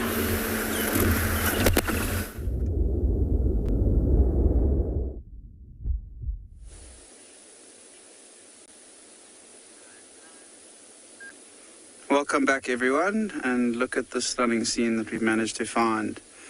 Dazzle of zebra feeding here. You can see how they moved out of the shade now that it's cooled down a little bit, and come out into the clearings where they're feeding. There's also an impala moving around, and you can see the stunning Drakensberg background the stunning Drakensberg mountains in the background, sorry. But I think what we're going to do for now is just spend a few moments listening to the sounds around us and enjoying the peaceful tranquility of the bush.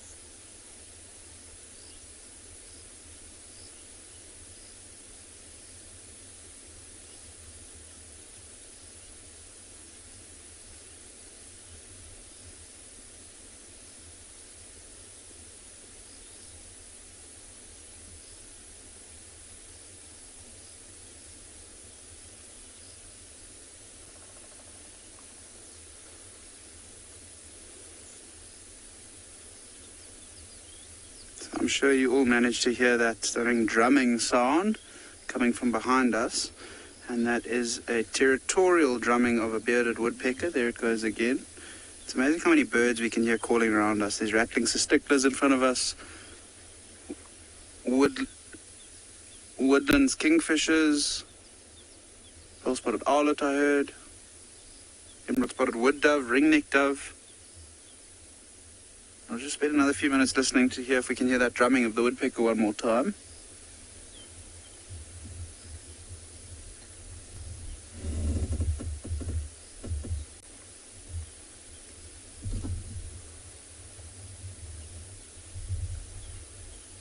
Such a peaceful sound to hear together with that woodland kingfisher. There was also Coqui Franklin calling behind us, which is a really nice sound to hear. They tend to call in the later evenings here at Ngala.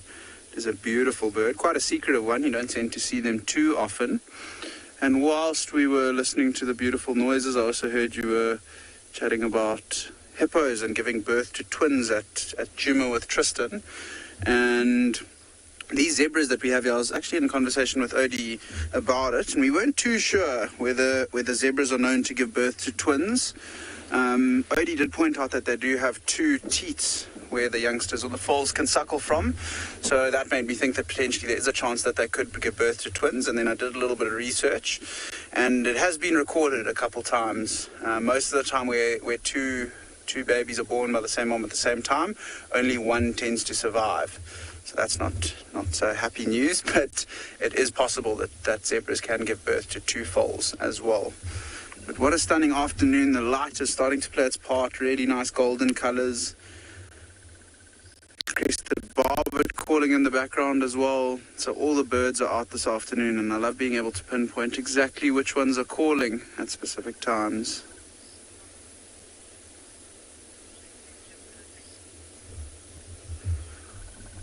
I completely agree with you, Butterfly. It is a picture-perfect scene. It's honestly probably the highlight of my afternoon so far. We've had a good drive. It's been so nice to get into a different part of the reserve, go explore the waterhole, just get out and see what we can find. And privileged to be on the reserve on our own again with no other vehicles around.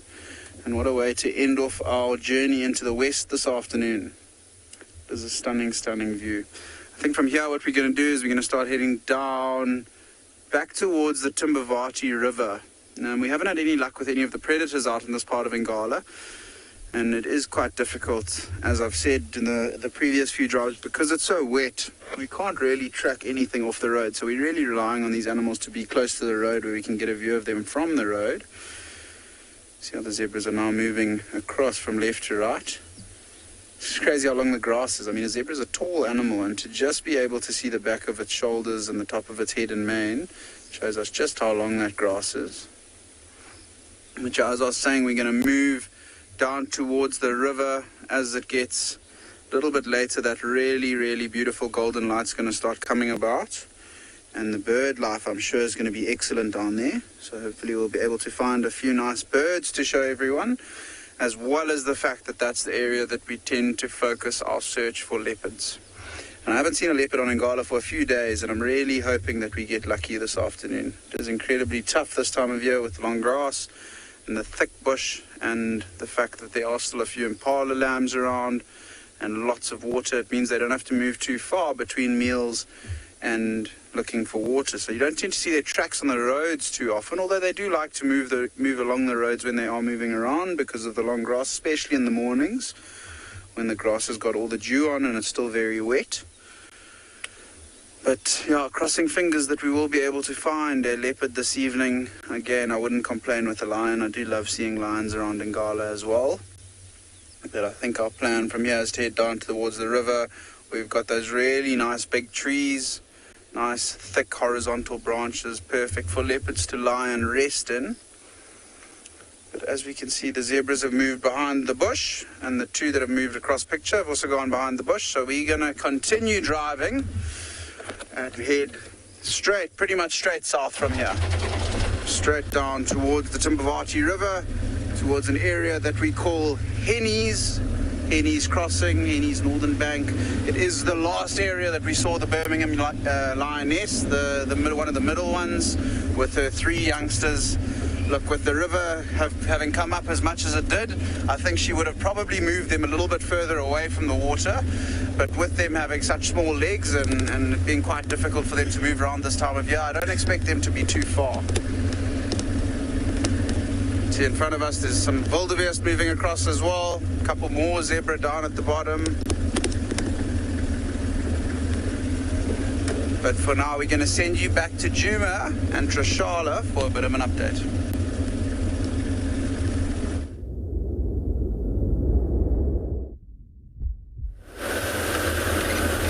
Hello again, everyone. It feels like I haven't seen you in a while, but I have been driving around Djuma, and I'm quite glad to say that it is nice and cool.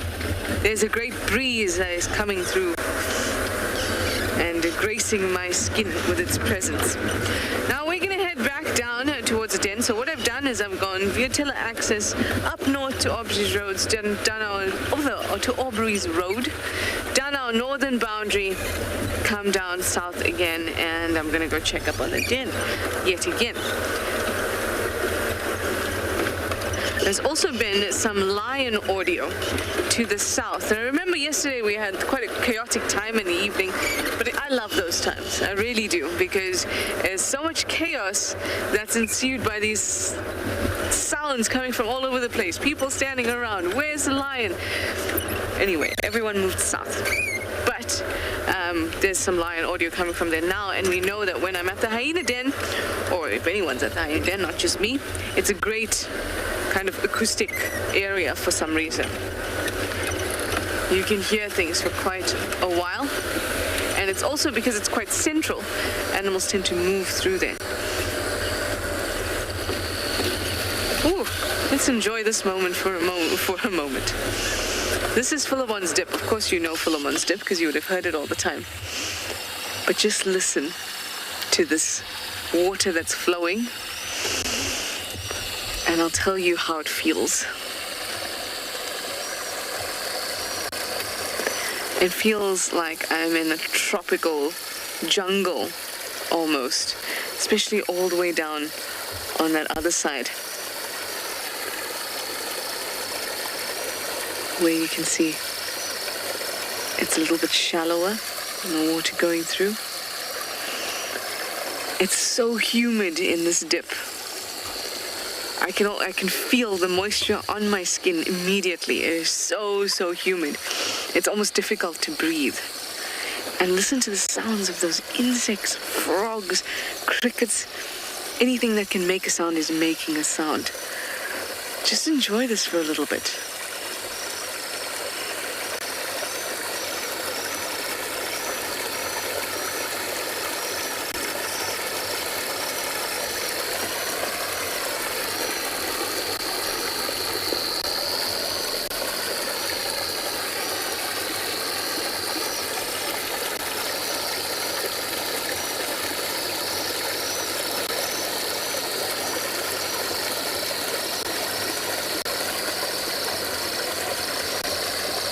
Lovely.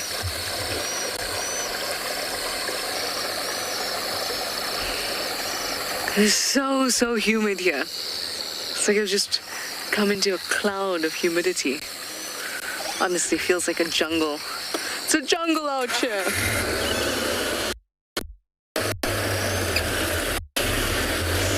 Wow, and as soon as you pop back up, it's like, oh, there's normal air again. Hang on, everyone. There's some bumps. Oh, no. Well, I'm going to stop right here. Well, the hyena den is not too far away, just around the corner here. And I do know that there are some cubs out and there's an adult sitting not far away. So we're going to go have a look in a bit. You can still hear the water. Bubbling casinos. Bloom, bloom, bloom, bloom. Oh! Just Matt. You said you really like my headdress. That's the first time I've been caught out not realizing at all that I had put that in my head earlier. It's a giant 3-on grass stalk. Well, you know what? Just for you, I'm going to keep it back in. That is... feel a little bit embarrassed. So normally when we put stuff in our head or in our hair or whatever, it's for your entertainment. This was for my own entertainment because, we were driving around and I didn't realize that it was still in my head. Thank you for noticing, though. Okay, I'm going to go now and drive.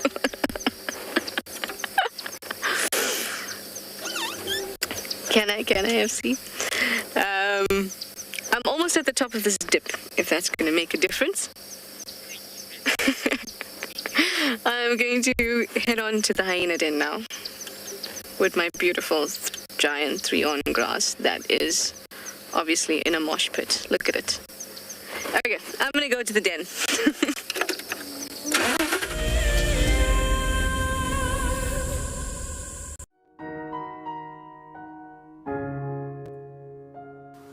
As many of you know by now, one of our beloved leopard characters, Hukumuri, recently passed away. I would like to invite you to join me on Saturday the 20th of February as I take an intimate look into his life and pay tribute to the incredible cat that he was. I'm looking forward to seeing you around the fire at 7:30 p.m. Central African Time.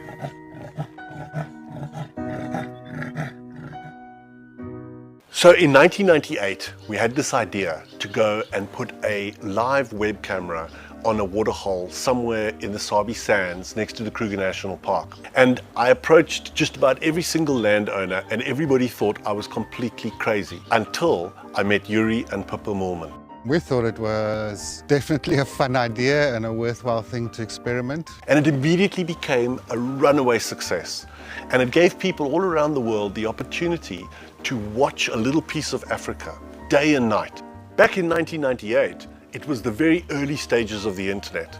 And all we were able to do was to get a 30-second refreshing JPEG out of that camera. But over time, what we began to do is focus more and more on trying to develop this concept of giving people the opportunity to go on safari. Even though we live just 500 meters up this hill, we still put the camera on to see what's happening. Absolutely, we watch it ourselves. My name is Taylor McCurdy and I work for Eco Training. I love hearing from all of the viewers. However, I particularly enjoy those of you who have been watching for a few years. Your questions are just so advanced and they really get me thinking. If you'd like to ask a question on Wild Earth, you need to register on our website. Once you've done that, head to the Live Safari page and submit your questions below the live feed. The croc is still holding another one there. It's holding from the hindquarters. I would really want the wildebeest to cross. Is it trying? The croc is holding the tail. It's holding tight. Oh no. Goodness me. Lucky wildebeest. You have another day to leave. Expect the unexpected here on Wild Earth daily.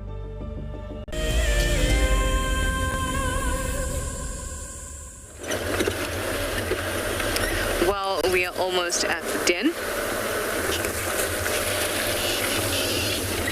Hoping that there'll be adults around. So earlier when I came, there weren't any adults around, but then other vehicles were still coming through, and then somebody else told me that they saw an adult way out to the southeast of the den. So let's have a look. If there is one around, then that would be beautiful. We can hang around. We can listen to all the wonderful sounds of the evening.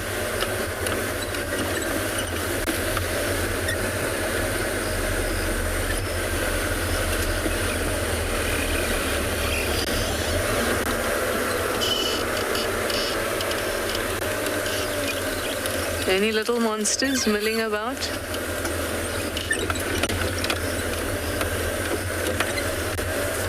Oh, there you are. All right. So you guys are going to watch them while I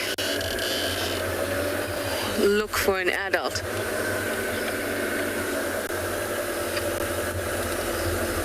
Fancy cat, hello. You'd like to know why do we need an adult to be at the hyena den? You are going to see an example of it in a moment. Okay, sorry, I'm just going to have to turn around this way. Have a quick look down here. So the reason is that they're insanely curious. And they come up to us all the time, even when there aren't any adults around, right? So we draw them out. We draw them out to come and see us. If we weren't around, then they would be safely near their den entrance or inside of their den, right? And if there's a lion around or anything else like that, and they're out because of us, we don't want that, do we? Because then we don't want to be the reason that a little bubub is killed. Goodbye, creatures. You're so gorgeous, but you have no adult. All right. Well, that was short and sweet. So, Fancy Cat. Sorry, I was a bit distracted as I was answering you. I'm looking for an adult. I'm just going to go around you and see the other side. While I do that, I can actually answer you properly. We don't want to draw them out so that they could be attacked by other animals without the protection of an adult. If there was an adult around, which is why we want an adult around, if another predator comes around, we can't protect them, but that adult can. And when we are there and no adult is there, then we draw them out and then we can't protect them.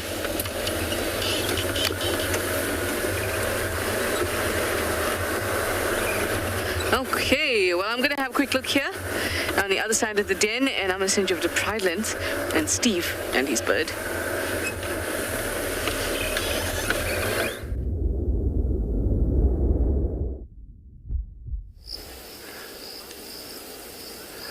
Hello and good afternoon, everybody. We've been bumbling around exploring Pridelands, and unfortunately we've been finding ourselves in pretty low signal areas, but we've now got on top of the hill and we are heading towards the hyena den on this property, which Trishala has had to leave on hers. So, oh, he's back as I anticipated. Yes, here we go. There's a European roll, everybody. Now, it's always nice to try and explore a new area and find out what's going on and where we are, and already getting a proper handle on where we are. But the European roll, everybody, the sound that they make in South Africa goes something, are you ready for it? Goes something like this.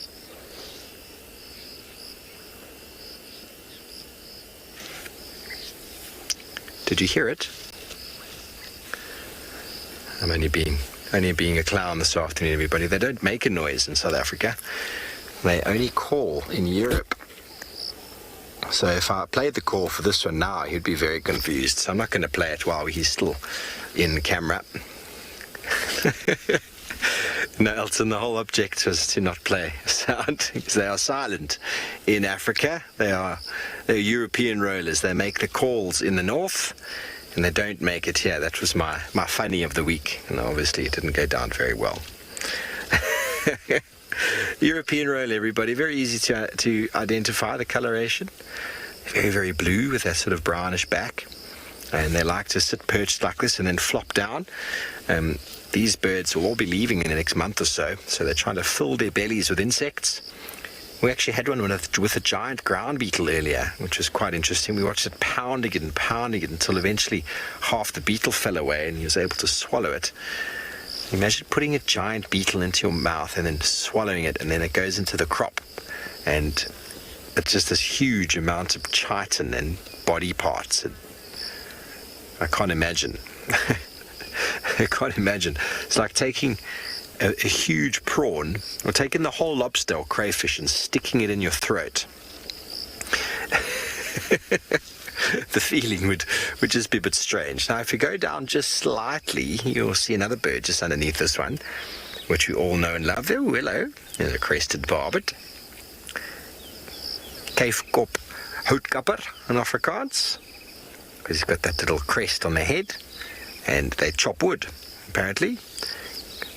Keifkop houtkapper, where houtkapper is a wood chopper. They are very similar to the woodpeckers in that regard. They are able to chop and excavate into cavities. I've never physically seen one doing it or heard one. They also like to do a bit of plunge diving. They're very much a frugivore. There's our European rollers being very, very accommodating this afternoon.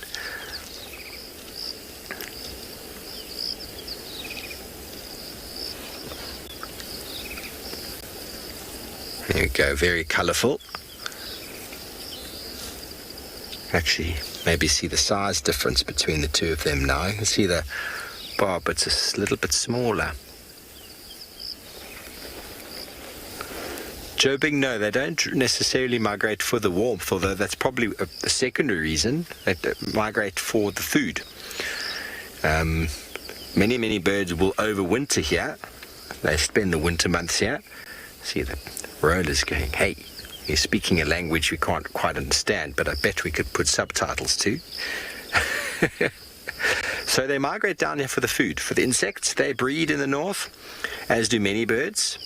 And then they fly all the way down here for our summer months, when they just can gorge themselves on insects. All the sort of long-distance migrants that we see all fly for insects. Cuckoos fly specifically for caterpillars. But these rollers will feed on a variety. And the barbet overwinters, so the barbet stays here. And specialized feeding behaviors that barbets have, or woodpeckers have, enable them to access food that others can't. So if you're not going to migrate, you need to have a speciality. Plunge diving on an insect, everybody. There's nothing too special about that. You see the insect move and you drop down and eat it. There's no real sort of ability to secure food that way. Food is in abundance, so there's not that much competition. But as competition starts to increase, as the vegetation starts to diminish, the seeds disappear, insects go, only birds that have the ability to scratch a living out of very poor circumstances remain behind. And that leads to speciation, it leads to specialization.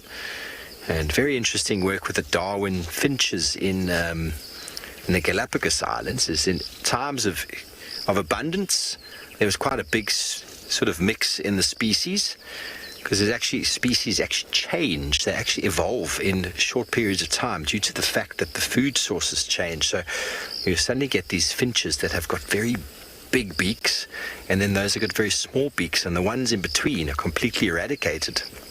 That's because in times of drought, food becomes far less available, so the speciality is the ones that survives. Speciation is all about food acquisition, and it can happen in a very short space of time, as Darwin showed us. But we're going to send you over to someone, I think, who's got some butterflies.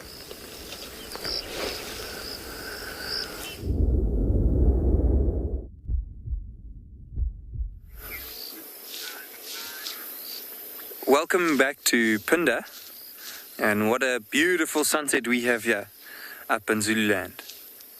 You can see the sun's just gone down behind one of the Lebombo Mountains.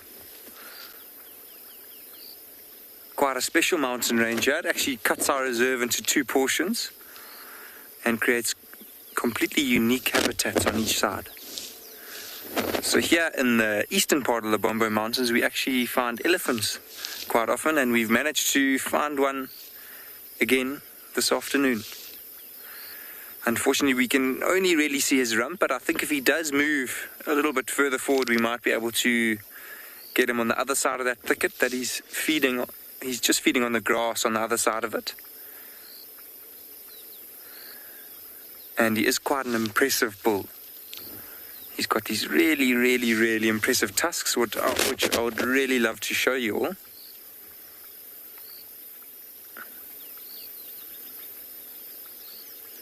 It's lovely to just sit and listen to the sounds as the sun is starting to go down. You can hear some bubbling casina frogs in the background. There's a watering hole a little bit further down in the valley.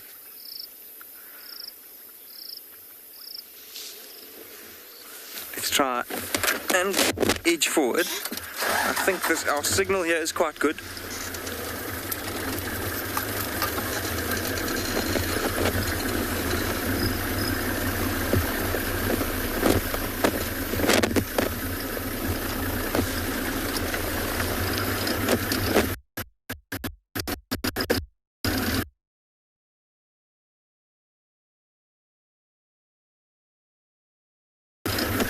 just have to sit and wait a little while longer.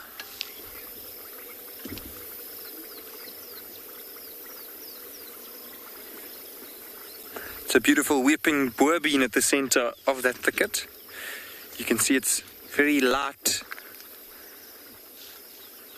leaves, and it's actually called a weeping boerbean because in the early summer they have a lot of flowers, and those flowers are rich with nectar and they actually drip, and there's often a lot of insects around, and because of that dripping, the first settlers here in Africa called it a weeping boerbean.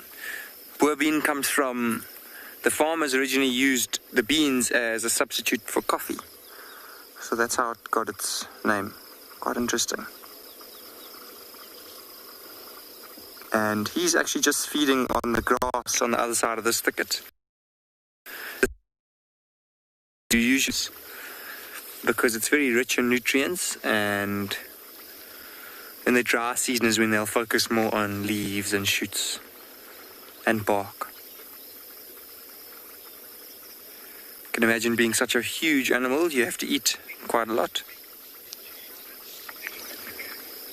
So we're going to just wait here a moment and try and see if he does move around the edge of this thicket.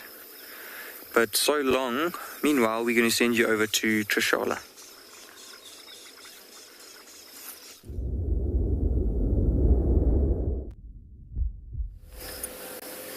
It is a beautiful sunset. It's one of those days that I really, really missed in Djuma. Felt like there's just been rain across the country constantly for the last couple weeks, and now it feels like those good South African summer evenings. Really, really nice. Soon summer will be coming to an end, but it's okay. We can still, at least as South Africans, we're very lucky that our weather all year round is pretty much stunning. We're down at Treehouse now. I want you to keep an ear out. I'm sorry, I know I'm doing a lot of these appreciate the sound and the sights and things segments. It's just because I'm having a great day. I'm having a great day out here and really appreciating. So I hope that you'll come along with me. But there's a faint sound of lions in the south and the sunset. Edwards, you say, what a stunning view. Absolutely. So let's enjoy it together. Edwards, you, me, and everybody else. Oh, you too, Shloni. You can also enjoy it. The most beautiful sounds of the evening coming in, rolling in.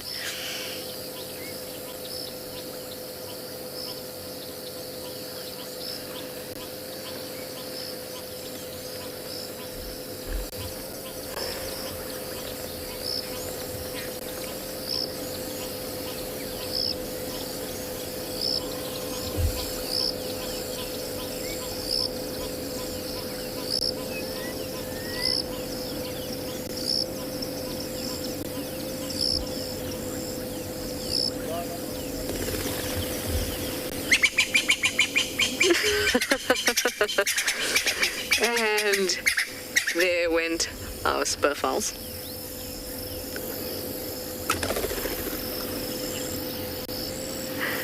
And it seems that our treehouse dam doesn't have our hippo in it either.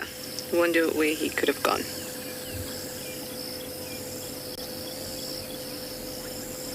I'm disappointed that we didn't manage to spend time at the hyena den. But there's always tomorrow.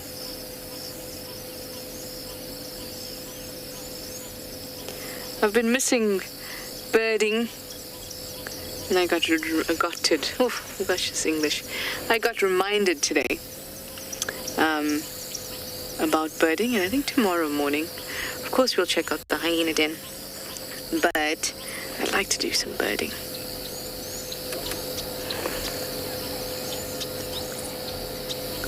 I can hear human voices, perhaps you can too, besides my own, that is. Oh, that's my game drive radio. All right, well, how about we take a little drive on the southern boundary from where that lion audio is coming from. And then maybe we'll manage to see them. If not see them, at least we'll manage to hear them.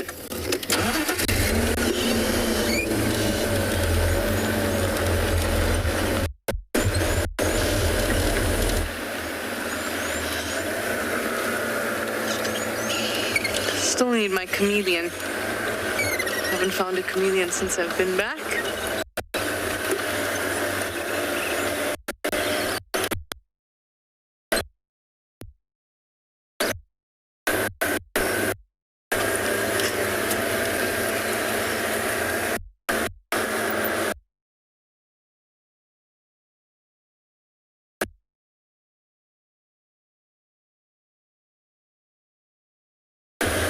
The red, oh no, the red, and I'm just gonna pop back. Okay, never mind. The red bush willows, at least we can see them. So you see there's this tree right here. I'm gonna teach Sloni about trees. Yeah, but there's a tree that's got like little things hanging from it. Can we see that?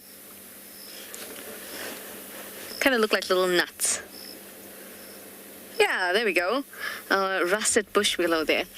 So what I was going to say to you is that the bush willows are looking stunning at the moment.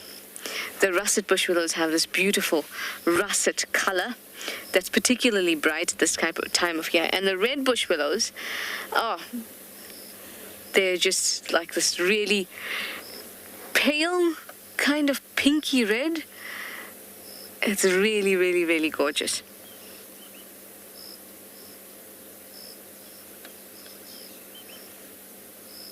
It's nice to see them like this. I must say I don't see red bush willow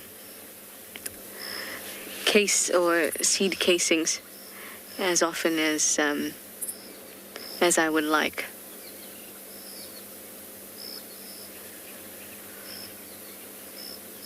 I'd also like to show you here why this is called a giant 3-on grass very quickly. I just realized it's still around.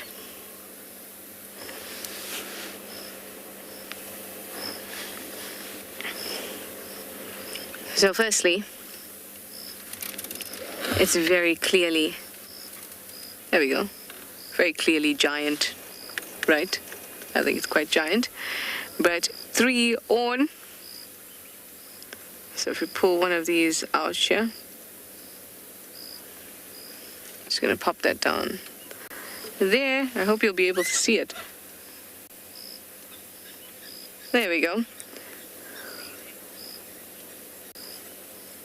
So that's the seed bit, or need a pointer. There we go.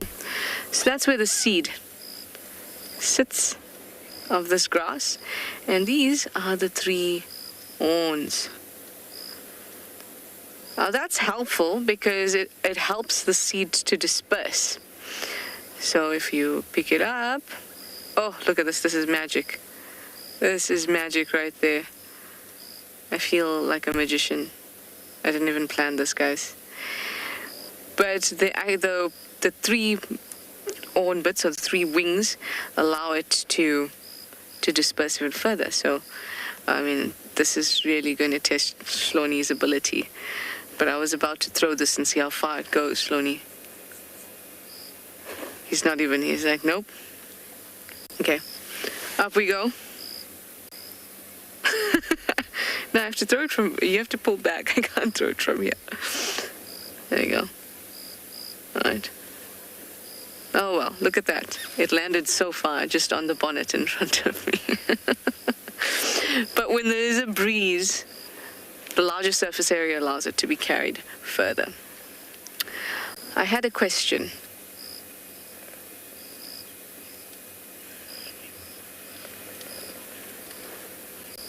Kim, you would like to know how I'm able to spot chameleons. Your eyes just get used to it. Generally, spotting them in the daytime is significantly more difficult. But But sometimes it just takes looking for them, because a lot of the time we drive past bushes and we're just not looking as well as we should. There's certain bushes that chameleons like better than others. For example, these bush willows here are not the type of tree a chameleon would want. These large fruited bush willows. See them? Over there as well. But the type of tree a chameleon would like is this tree all the way down here. See this little guy? Little one that has, or is not overcrowded with foliage. More often than not, I'll find them in a tree like this. This looks like a red bush willow. There we go. So when the spotlight is on them in the evenings, it's much easier to find them because they get a little bit pale, and also that chunk of an animal that is on a tree looks different. It doesn't look like a leaf in the evenings. But during the day, because you're so used to seeing the green on the green and you're not paying too much attention, then it's more difficult to find. I have a creepy crawly friend on the dash. What is it, guys? You tell me. You tell me. Hashtag Wild Earth. What is it?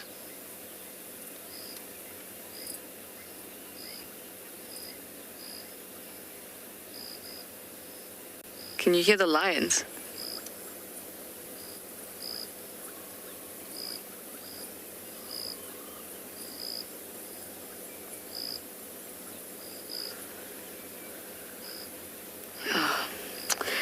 Dull in the background, but I really want to get to that southern boundary and see what I can find.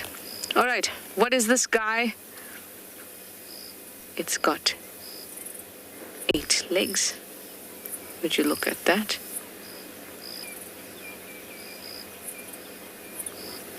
It is not a spider though, with its 8 legs.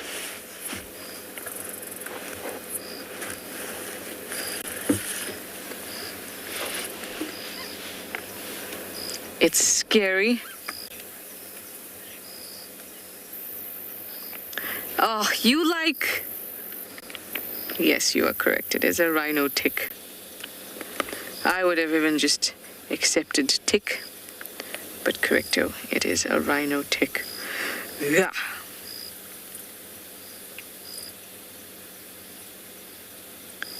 Wouldn't want to get them sunk into you. Have a look at the end of those legs.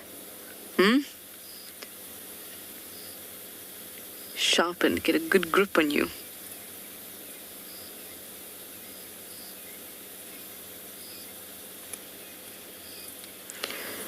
So like I said, they are related to spiders. They're arachnids.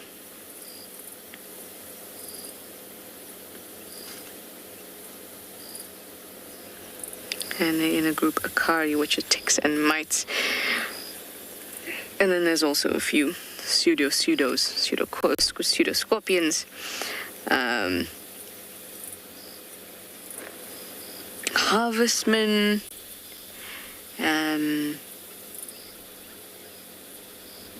whip spiders that are not actually spiders. All those things are not actually spiders, but they are arachnids. And this guy is one of them in the group Akari.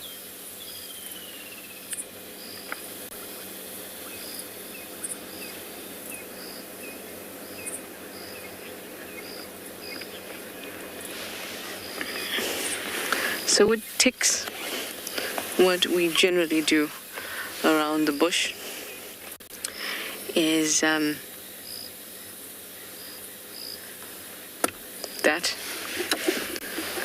because I don't want them on me, although rhino ticks don't really get onto humans. They're also very, very hardy, so don't worry, I haven't hurt it. Anyway, I'm gonna go down to the southern boundary and see if I can find those lions.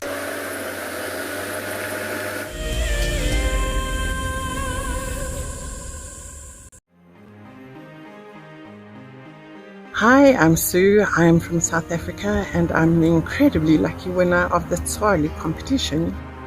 Tswalu has so much to offer, but we're really looking forward to the game viewing options, as going out with a personal guide who has so much knowledge will just be exceptional. Motsi Lodge looks absolutely amazing and we're so looking forward to spending time there. It really is out of this world. I only registered as an explorer towards the end of January, so when the email arrived stating that I was the winner, it took me totally by surprise. I'd just like to thank Wild Earth and Tswalu for this most incredible prize. It really is a dream come true. Wild Earth Explorers, it's in your nature. The reason why we see that wildebeest by himself is because he's a male, or a bull, as we typically would call him. And what he does is that he marks and defends an area. Essentially, he is looking for the ultimate piece of land or prime property. Needs to have good grazing, needs to have a water source close by. And not too far away from here, there's a sickle bush thicket that would provide just enough shelter from the wind and the rain. My name is Lauren and I'm currently working in Djuma Private Game Reserve here in South Africa. I love answering your questions during the live safaris. It's my favorite part. It feels like you're on the vehicle with me and I'm able to teach you exactly what you want to know. If you want to ask a question on Wild Earth, then you need to register on our website. Once registered, you must go to the live safari page and ask your question below the live feed.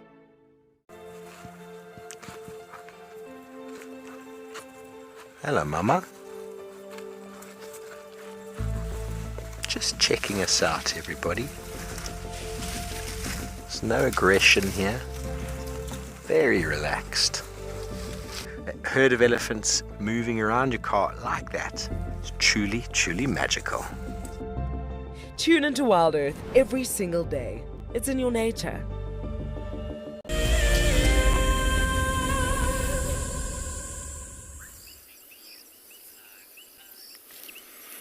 As you can see, we have the most beautiful sort of colors, the soft pastel colors that are coming into the sky this evening. We decided just to stop for a little bit and have a listen and maybe we'll pick up something. We're not too far from quarantine at the moment. We're close to Chelapan.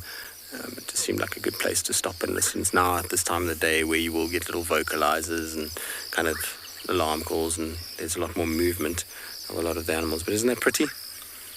Amazing how this bush comes alive in the summer months. I mean, as much as it's difficult when we have all of this rain and, the roads are closed, the beauty that kind of arrives with rain is really second to none. The winter has very little in comparison to, what we have now in summer, from a point of view that there's this greenery and you get these little clouds that come through which catch the color in the sunrises and the sunsets. It is as spectacular as you could possibly ask for. And there was a giraffe that was here as well. It's now suddenly disappeared, as animals do when you want to put them on camera. I'll just try to go forward a little bit just to see if we can pick it up. I was hoping it was going to walk across into our beautiful sort of highlighted clouds, but that was asking too much, I think. Let's just go a little bit forward here. Still can't see it. Where is it gone? It was right here just now, like 2 seconds ago. It's amazing. It's disappeared completely. Let me just try and go around this way. Just see if we can't pick it up somewhere here. Knowing how like we're going to get around the bush and it's going to come out the other side as we get around this side.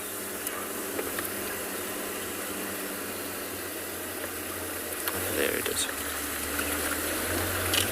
Now listen, we are spoiled here, I must be honest. We do have beautiful sunsets here in Africa. Here in South Africa, or in this part of South Africa, the sunsets aren't quite as spectacular as the ones that you get in Tswalu. Tswalu, I think, takes the cake for sunsets and sunrises, as well as East Africa. East Africa, you get the most crazy kind of views of the sun setting and the sun rising, with beautiful, dramatic, particularly in the afternoons in East Africa. If you go to the Masai Mara, the Serengeti, Amboseli, those reserves, you get these big storms in the afternoon sometimes, and then with the light that filters through those can make for them some of the most dramatic landscapes. That's for sure. So we are spoilt in Africa that we have really, really good sunrises and sunsets. It's something that one needs to appreciate a lot more. I think we, as humans, often forget that we need to appreciate these kinds of things. This giraffe does not want to be on camera at all. Every time we move, it moves away and into a thicket. It's also just disappeared now completely behind the bush. Okay, so what we're going to do is we're going to head up to quarantine, and we're just going to sit for a while up there. I'm hoping that Kalamba didn't move too much through the day and is actually just lying up somewhere and is now starting to move. It's this time of the day that she'll start to be active. So what we'll do is just bumble around quarantine. We'll stop, we'll listen. Hopefully we're going to get some sort of sign of her. And if not, there's always stuff to see on quarantine. It's a nice place just to bumble. I remember when we, at one point, were doing bushwalks. We could do a bushwalk just on quarantine. There was so much to look at. There's so many little insects and trees and various other things. Now, you might have noticed me ducking out the way. This evening has brought about an influx of tiny, small little flies that are absolutely everywhere. And when you're talking like I am now and facing forward, they go in your mouth and you end up choking on them into your eyes. And the problem is when they hit your eyes and in your mouth, they sometimes can release a bit of formic acid and it starts to burn quite a bit. So if you see that my eyes are red and me gagging at any point, you know what's happened. It's part and parcel of the summer evenings. The sky is just getting better and better all the time. Let's actually just stop here and listen to the frogs for a second. We'll get a few of the kind of specular highlights in the sky and also cacophony of noise from the frogs themselves.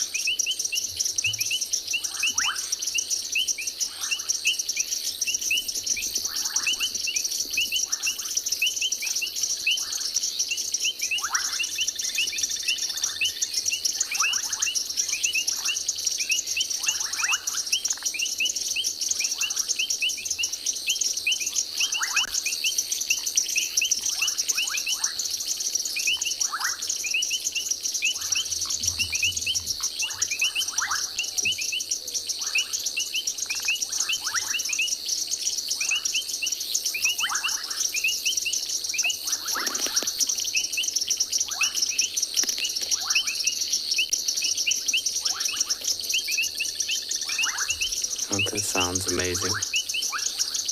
It's so cool this time of the year just to sit and hear so many frogs again. We had a couple dry years, and so frog numbers weren't as good as what we had previously had. So to get a lot calling again like now, and to have this kind of deafening noise coming from all these little wallows at this time of the night, it's so special.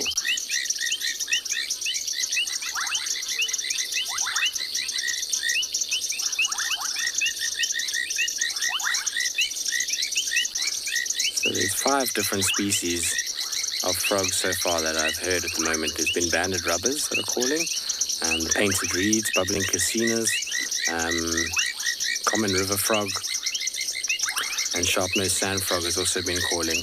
So there's the 5 different ones. that are around. There'll probably be more. And if we just sit and listen, we'll start to hear more and more of them coming through.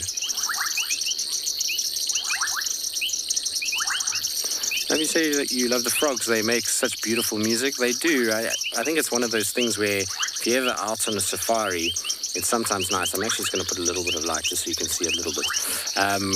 Come out on a safari. It's always nice to come and appreciate something like this. And the best way to do that is often, we do these drink stops out here when we're on a guided safari, and just stop next to one of these pans and sit and just listen and take it in and enjoy the sounds of nature. I find if you stop for a drinks place or a drink somewhere close to this area like this, if everyone just kind of takes their little drink and just goes and stands by themselves and just absorbs it, it's always the best. I find that people can kind of lose themselves a little bit in frog calls. I tend to get quite fascinated with all the noises, and like I said, it can be deafening, which is really, really cool. All right, let us carry on and leave our froggies to themselves. You guys are making a lot of noise tonight.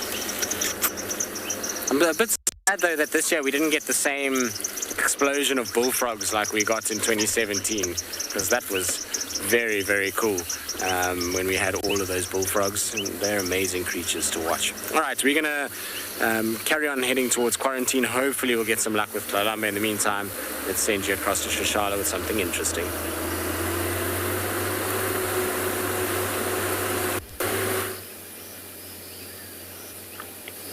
We have a bark spider that I actually just knocked. I knocked the web off or touched it, and then its web all got destroyed, obviously. But then it tried to pull everything together, and that's what it's done now.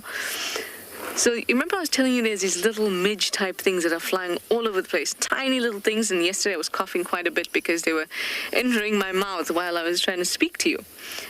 Well, it's caught about 12 of those little things and is wrapping them up in a nice little bundle and is probably going to have dinner. It probably is having dinner as we're watching. It's just that we're not too close and the image is probably not very crisp because I'm shining with my spotlight in order for us to see. And I'm sure I can hear Tristan coming up behind me. You can definitely tell the spider though. And you can also, oh, look at it go.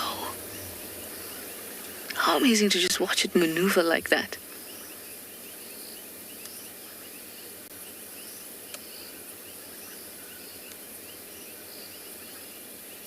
Now it's just going to sit in the end of that branch and chow down.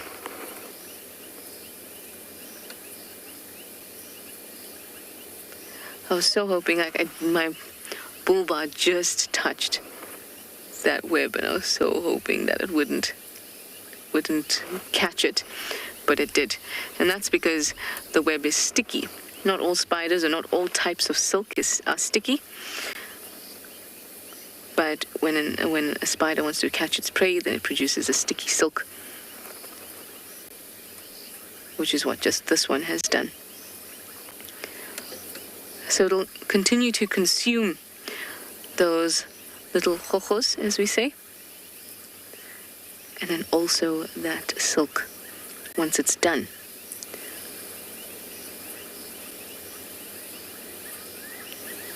To me, it looks like it's feeding now.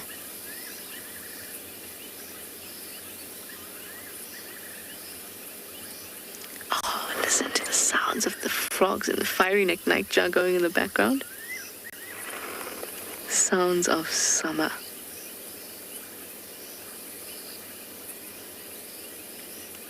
Very, very cool, but I think I need to find you a better visual of a spider. I'm sure I'll find a few out this evening. And I still want to go on the hunt for a chameleon. The audio of those lions seem to be moving further away. Unfortunately, it means further away from us. So we won't be able to find them, or rather we won't be able to have a visual of them. So we're going to keep on going. Hi, Tristan. Keep on going, and and have a look-see out for a chameleon. Or some eyes in the bush. Spotlights are great for that. Of course, we don't want to spotlight animals for a prolonged period. When I say prolonged period, I mean more than, a few seconds. We don't want to bring attention to them, but lodges use spotlights, and a lot of the time it's fine. It's just something that we don't do. But what it does do is help you to be able to spot animals because of the tapetum lucidum in their eyes, the reflective layer of cells in the back of their eye.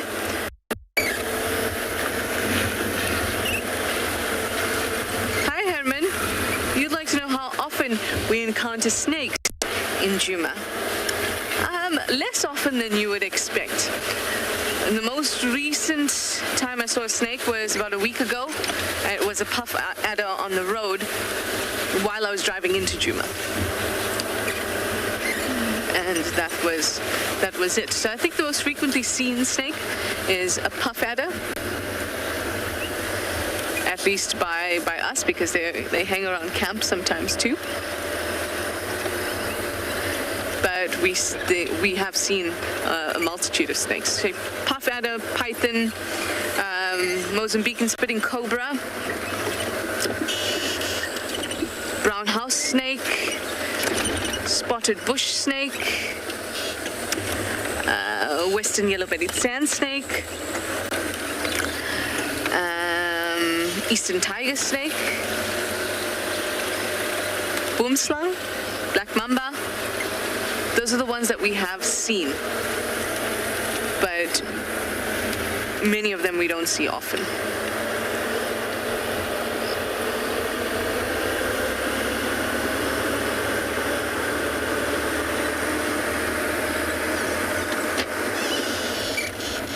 I'm hoping to find a little chameleon. Many chameleons give birth around November, December. Flat-necked chameleons. So it'd be nice to see a little one.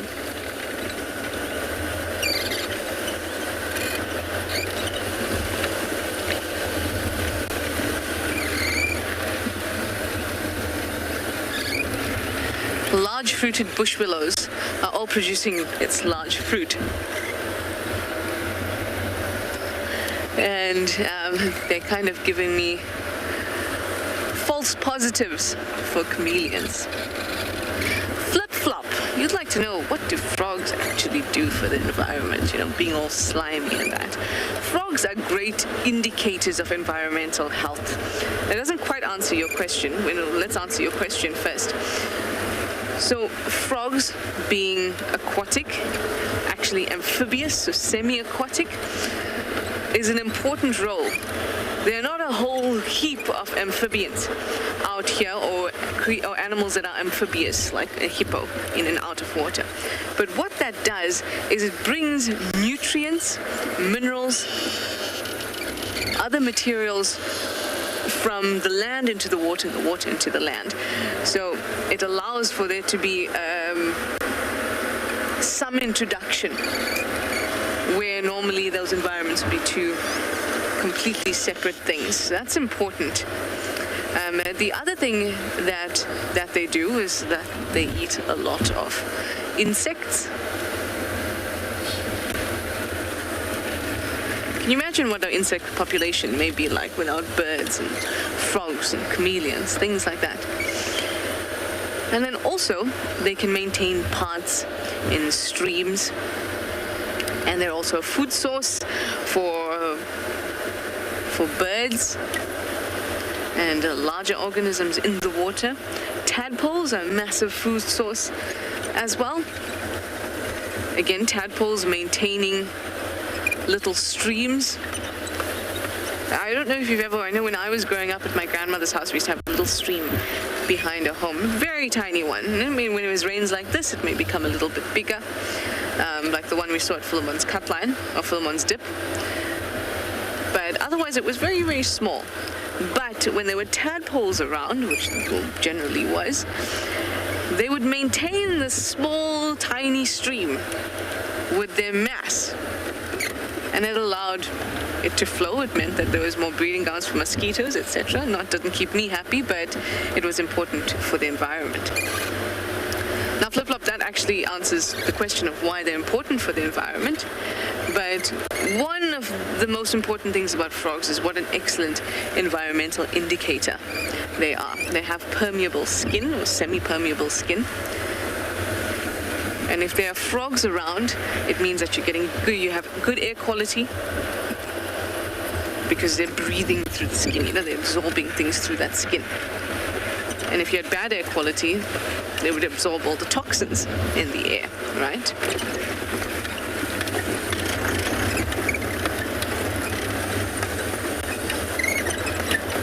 So for me, when I see frogs, it tells me that's a really pristine environment, or close to pristine.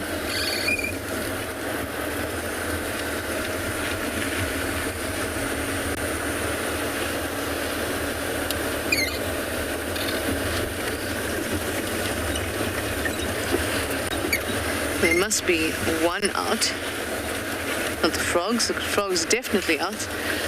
But a chameleon.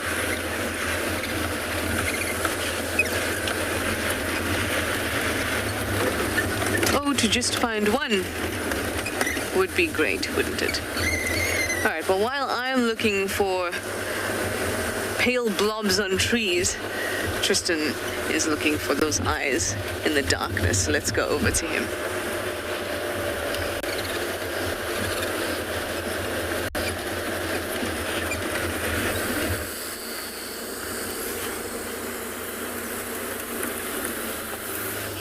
We are indeed. We've just been kind of going a little bit and stopping and going a little bit and stopping. It's actually that time to get a spotlight out, now that I think about it, talking about eyes.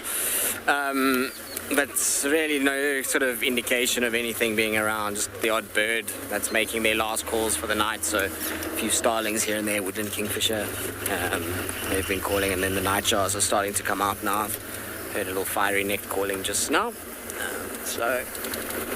And slowly the kind of nocturnals are taking sort of grip. We're going to just check up towards the bushbrae on Quarantine, which is just kind of the southern side of that open clearing. I know that Kalamba often hangs around in that area, and she likes to go there and kind of scent mark in the evenings when she comes this route. Unfortunately, she goes one of two ways when she comes this way. Either she comes from there's a drainage line running parallel with us at the moment. So she comes from where Trishala had her this morning. And she either splits and crosses the road where I am pretty much now, and then goes down to the Mulawati over to Vulture's Nest and then heads that side. Or she comes up to the bushbrae, then from the bushbrae turns and goes the western side of Quarantine, straight north up Gallagher Shortcut. Those are her two favorite kind of routes from this spot that we're in right now. And when I was here 2 weeks ago, she used both those routes twice while I was here. We managed to find her both times, but it'll be interesting to see where she's gone today. Unfortunately, this road is fine to see tracks on at the moment, but the other road on the western side of Quarantine is so wet and eroded that will be very difficult to see if she walked there. So we're just going to have to bank on trying to find herself going. She could have also walked during the course of the day and gone all the way up Gallagher Shortcuts and is already up in Buffelshoek. We know that she often does that as well. So Lucky, who's 10 years old, Lucky, sometimes it's a lot of guesswork. So what we use to kind of narrow it down is a territory. So in something like a leopard, they have a home where they like to walk. And so if we're driving in this area here, at the moment, female leopard-wise, well, there's really only two that would possibly be on this side of Quarantine, and that would be Shidulu or Kalamba. So you narrow that down, then you start to look at the actual route that the leopard is taking, and that starts to tell you from previous experience of following that leopard which one it is. They each have their own specific kind of favorite paths that they like to use. They won't all walk on the same ones every single time. And then you're using a little bit of size, shape. Those are also going to help you. So in the case of like Tandy and the cub, you're using the cub's size of his footprint, which will differentiate or will be able to see the difference between that one and potentially, Kuchava's cubs. So Marip's and Kuchava's cubs will have different size footprints, and so will Sibui's little male. So that helps size and shape. And then anything that's pretty distinctive. So maybe the leopard has a long toe, maybe it's got a scar on its pad, and in certain substrate that scar actually registers on the track itself. Those could all be useful ways to tell a track and to know exactly who it is. But a lot of the time that we say it's this track, we're generally going off of where we are. So if we're in the core of a certain leopard's territory, then we know most of the time that will be their track. Sometimes we're wrong and we don't get it right. I particularly am not very good at knowing the exact minute details of each individual leopard's track. For me, it often is just a female leopard track, and I follow it until such time as I can confirm it. And based off that and paths that I walk, I then start to build an idea of where each leopard likes to go, and therefore be able to kind of follow them and then have a bit of an educated guess. But there are trackers out there, and some of the really, really good trackers, they're able to see minute differences in toe size, in size of the lobes on the back of the foot. And those guys are really, really special at what they do. They are, masters of their craft for a reason. Come on, Rusty.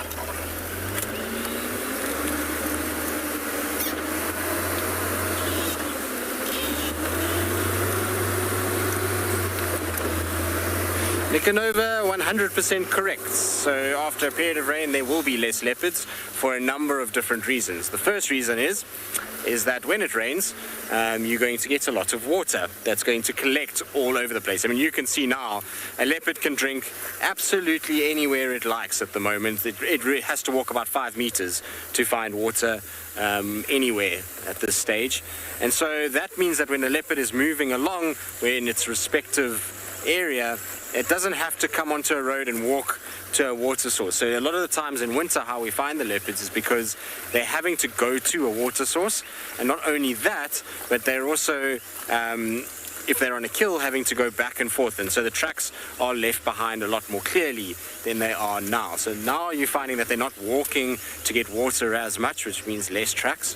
The roads themselves, when they get wet and start to dry, form a very hard crust because the surface layer of the roads, where there is the soft sand that shows a track nicely, gets washed away. So like right here, the chance of you seeing a very small female leopard track the size of Kalahari's in this area is almost zero where we are right now because of how compacted and hard this soil is. Had it been while it was raining, you'll pick up that track because it will still be damp, but once it dries a little bit, it becomes almost like concrete. So tracks become harder to see. Then what you'll find is when it rains, leopards use rain to their advantage. So they are going to hunt in the rain and are often very, very successful. And so you find that they'll make a kill, and if that kill is nowhere near a road where you can see it, and because of the amount of water, the way the tracks are washed away, he'll be there or she'll be there for 2, 3, 4 days before they come out again. So it always takes a bit of sunshine to come out before you start to see the leopards that much more frequently than before the rain. And if you have a look at the last few days, it's a prime example of this. We had rain, then we had windy, kind of overcast, cold weather for 2 days, and we didn't find really a single leopard track in those 2 days. This morning, after one afternoon of really good sunshine and the wind dropping to a degree, we started to see leopard tracks pretty much everywhere. So we had a sighting of Kalamba, there was tracks for a female leopard on Cheetah Cutline, there was tracks for a male leopard on Buffalo's Hook, tracks for another young male leopard on Buffalo's Hook, there's Tandy and Cubs tracks on Chitwa. There's slowly now the leopards have finished their meals and are starting to move again and are starting to walk on the roads, and as the roads are sort of drying out and cars are driving over them, so it's starting to kind of churn up that soil again, and softer sand is starting to develop, and therefore more likely to spot the tracks again. So that's a very long-winded answer as to why we don't see the leopards as much after the rain. I'm scanning around here where we are specifically, because this is where that impala with the broken leg was this morning. Its leg just didn't look great, and I'm sure it's going to be an animal that's going to be chased if it's seen. So I was just checking, there's a little herd of impala to my right now, but it's all males. There doesn't seem to be the same grouping that I saw today. Well, there's a couple females there. So there's a couple to the right here. Hammond, you're asking if leopards have dens like other animals. So these impalas here, maybe let's just have a look at them for now. We'll see maybe if we can spot that one that's got the broken leg, and we'll have to go into infrared to do this. So we'll just switch it over. But yes, leopards do use dens for the first part of the leopard's existence. So what you're going to find is that, maybe let's have a look at the impalas, please. Is that we're going to, so we're going to go into infrared. Is that leopards will find a den site when they give birth. So during the first kind of, I would say probably about 6 months, they're using den sites pretty much all the time. As you get to the sort of 6, 7, 8 month mark, then you're going to start to see them moving the cubs and leaving them, but it's not really a den site. It's not like it's a little hidden hole or a rocky crevice where the leopard can hide in. It's just more they leave it in areas where they know they can kind of stay, and then they'll come and fetch them every couple of days as they go and move them around to the various different kills. So what we're looking for here is to try and see if there's any young impala in amongst these males. I did see one female there. It was behind that. I think it's gone behind that bush now. But those are all boys that I can see now. So what we were looking for is if there was any females and if there was a sign of an individual that was limping a little bit, or not a little bit, a lot. Those would have been the ones that we would have had to worry about, or that's the one that we're kind of looking for. But I haven't seen it on quarantine. I've kind of scanned around. There's no other eyes. So maybe this impala has moved somewhere else during the course of the day. So yeah, leopards will den. They use a variety of different den sites, from termite mounds to riverbeds to tangled tree roots to holes in banks, holes in trees. Those are all pretty much things that they'll utilize. Termite mounds as well. All right, we're going to carry on. We'll just keep bumbling in this area, keep stopping, keep listening. While we do that, let's send you back across to Tswalu. I think is probably doing the same. In the fill lens for. Don't put on the lights. Just go a bit forward. Let's try and go a little bit forward and see. No! I knew that wouldn't work. I'm sorry, guys. I hope that you can even actually see the scrub here.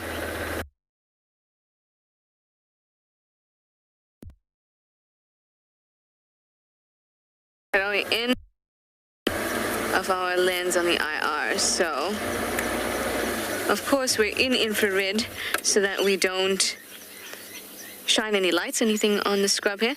Did you see what a fright it got when I moved the car? Shame.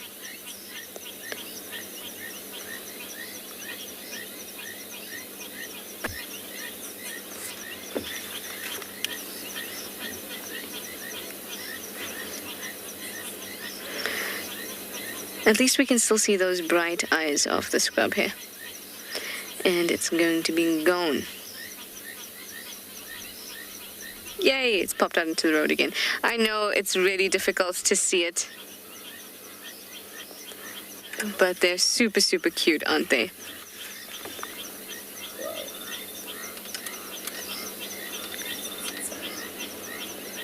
There we go. Hi. Super cute. It's just that because of its erratic behavior, I was actually wondering if something was on the side here.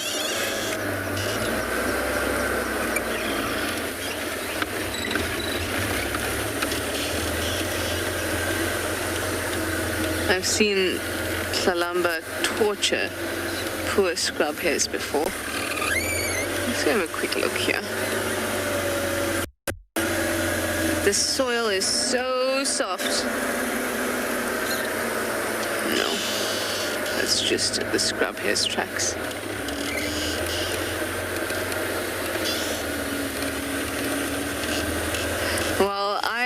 not surprised at all by what I just heard, because Tristan has gotten very lucky.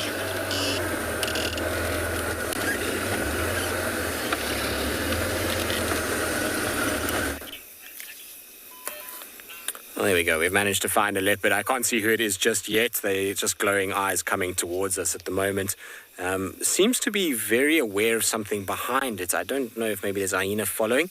It's so far that even with the lights and the infrared, it's a bit tricky to kind of pick up who it is at this stage. I mean, it looks a lot easier on, I'm sure, on your guys' monitors than it is for us here.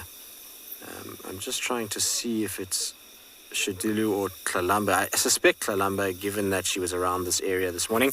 So, I mean, we haven't moved more than, I don't even know, what, maybe 15 meters from those impalas. And on the road, here comes the leopard that's moving straight towards us. It doesn't look like Kalamba from, it's so difficult in this dingy light in real life. You might find that there's going to be lights that are going to go off. It's just my headlights that are going off because I had them on because I was driving. I can't see nicely yet. I need to get it closer. It's so dark for us.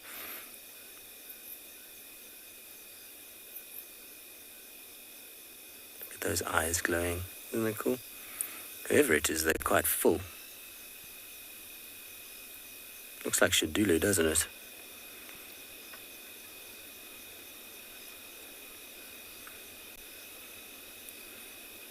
Is it?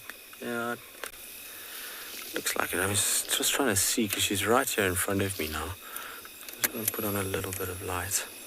I don't want to obviously light up too much because of the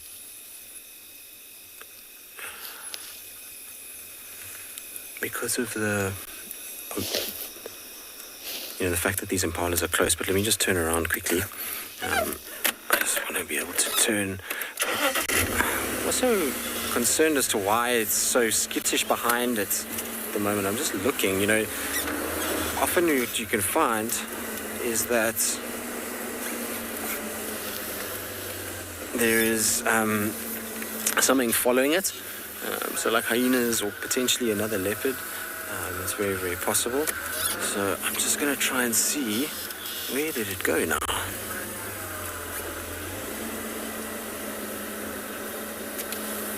And just like that, magically gone.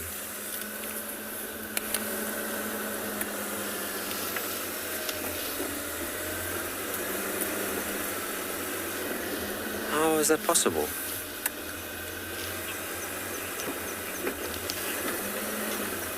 Oh, there we go, way in front of us already. Amazing how much distance they cover. So I'm just turning my lights off at the moment. I'm sorry, I know it's dark and we can't really see much in front of me. But I don't want to be shining on this cat as we approach these impalas. So I'm just trying to use the spotlight pretty sparingly and also not use my headlights because the impalas are now right in front of where. So James is confirming my suspicions and that it is Shidulu. What's interesting though is this is exactly where Kalamba was. Is she growling? Or she looks like she's talking. You see? Is Kalamba here too? It wouldn't so shock me if Kalamba's also here. There is bound to happen that these two are going to meet in each other. I've just been talking about it. Look how she's got her nose to the ground. You see, she's busy sniffing and she's on a mission. She's picked up the scent, I think, of Kalamba. And she's not happy about it at the moment. She's going to go and look. Let's catch up with her.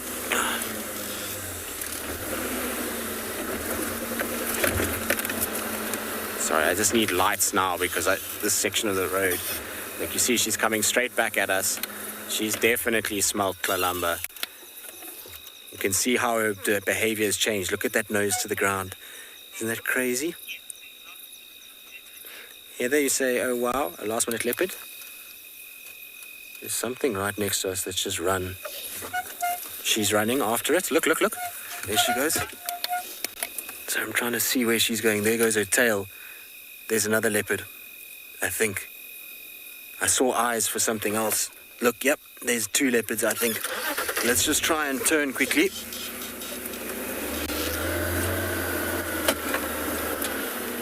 it's at this time of the day. Just checking a little bit here just to see if I can get above this grass. Where did they go? They ran here. I heard one run and saw... Listen, they're now sawing. Oh, she's run far already. Okay, let me try and get around quickly. They're heading towards the other side there.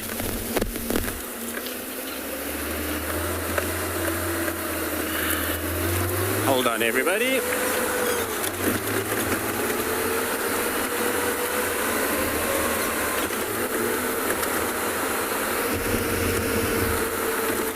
Just need to quickly update the guys because I turned my radio off when we found it.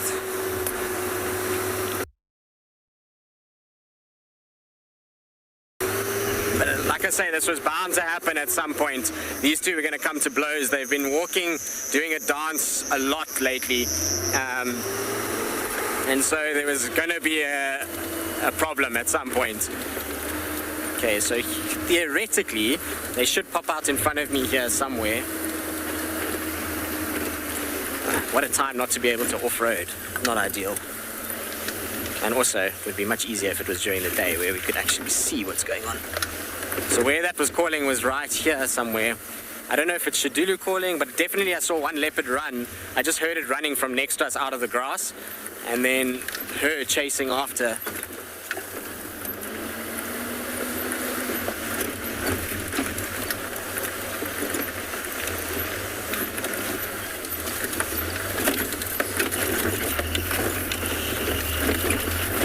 Oh, scrub here, be careful. Here we go. Right here next to me is one. Who have I got here now?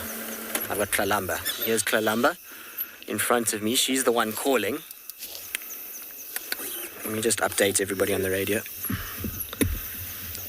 Our stations, just to update you, I've got Shadulu and Kalamba. They're fighting here on quarantine.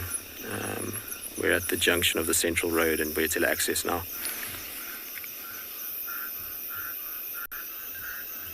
So this, you see Kalamba, look how she's marking. She's trying to make sure she's the vocal one. You see how she's scent marking? I can't see Shadulu at the moment, but she's definitely not too far. Kalamba and Shadulu. Yeah, we're still just busy with these Talavati, so we probably won't respond. Crazy. So our instincts to come onto quarantine later in the evening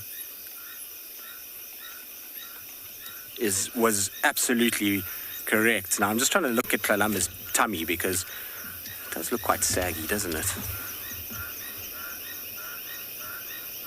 Kalamba, are you going to give way to Shadulu?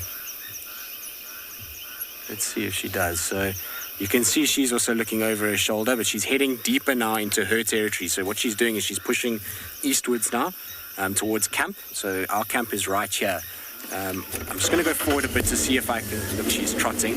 Typical behavior of Kalamba when she sees another leopard. She's very trotty.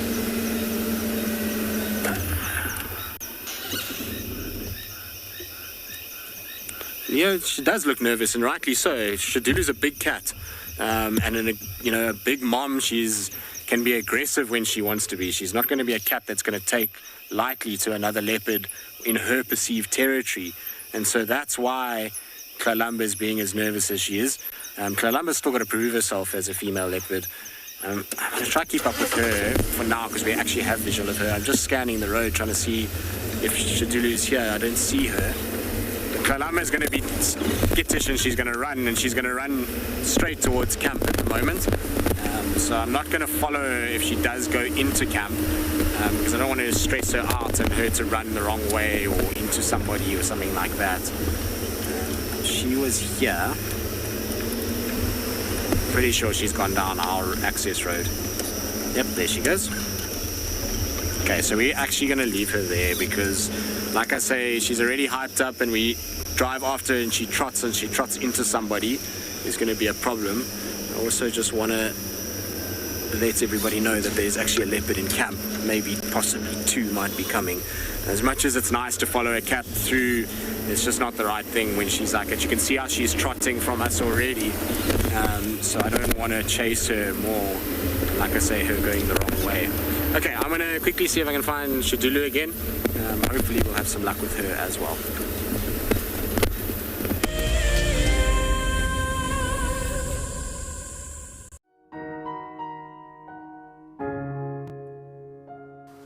As many of you know by now, one of our beloved leopard characters, Hukumuri, recently passed away. I would like to invite you to join me on Saturday the 20th of February as I take an intimate look into his life and pay tribute to the incredible cat that he was. I'm looking forward to seeing you around the fire at 7:30 p.m. Central African Time.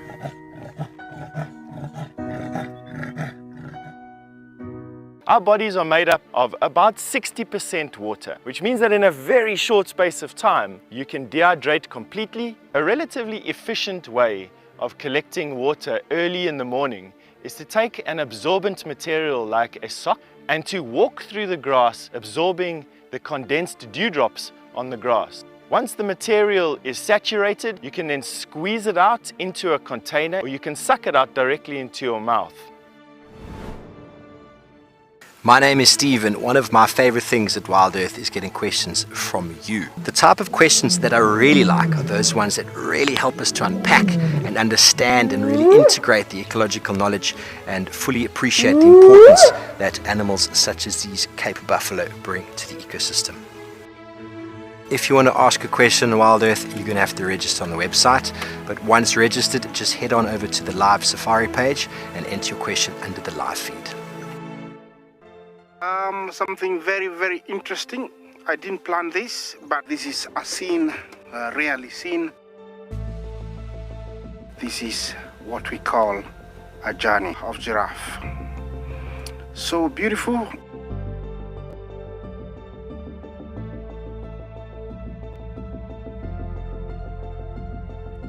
Tune into Wild Earth every single day. It's in your nature. What makes Anbianpinda Private Game Reserve so special is our massive array of habitats. And with that comes, of course, a beautiful diversity of landscapes, but also an incredible biodiversity in terms of plants, bird life and animal life, as well as, of course, our conservation success stories with cheetah, with rhinos, now with pangolins too.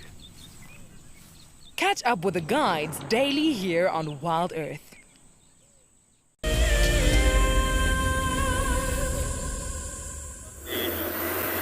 Right, well, no luck finding Shadulu yet. She was calling again now inside this thicket where they kind of met each other. And that's the last time I heard her, was inside there between basically where Trishala is and where I am. Trishala's ahead of me in the road here.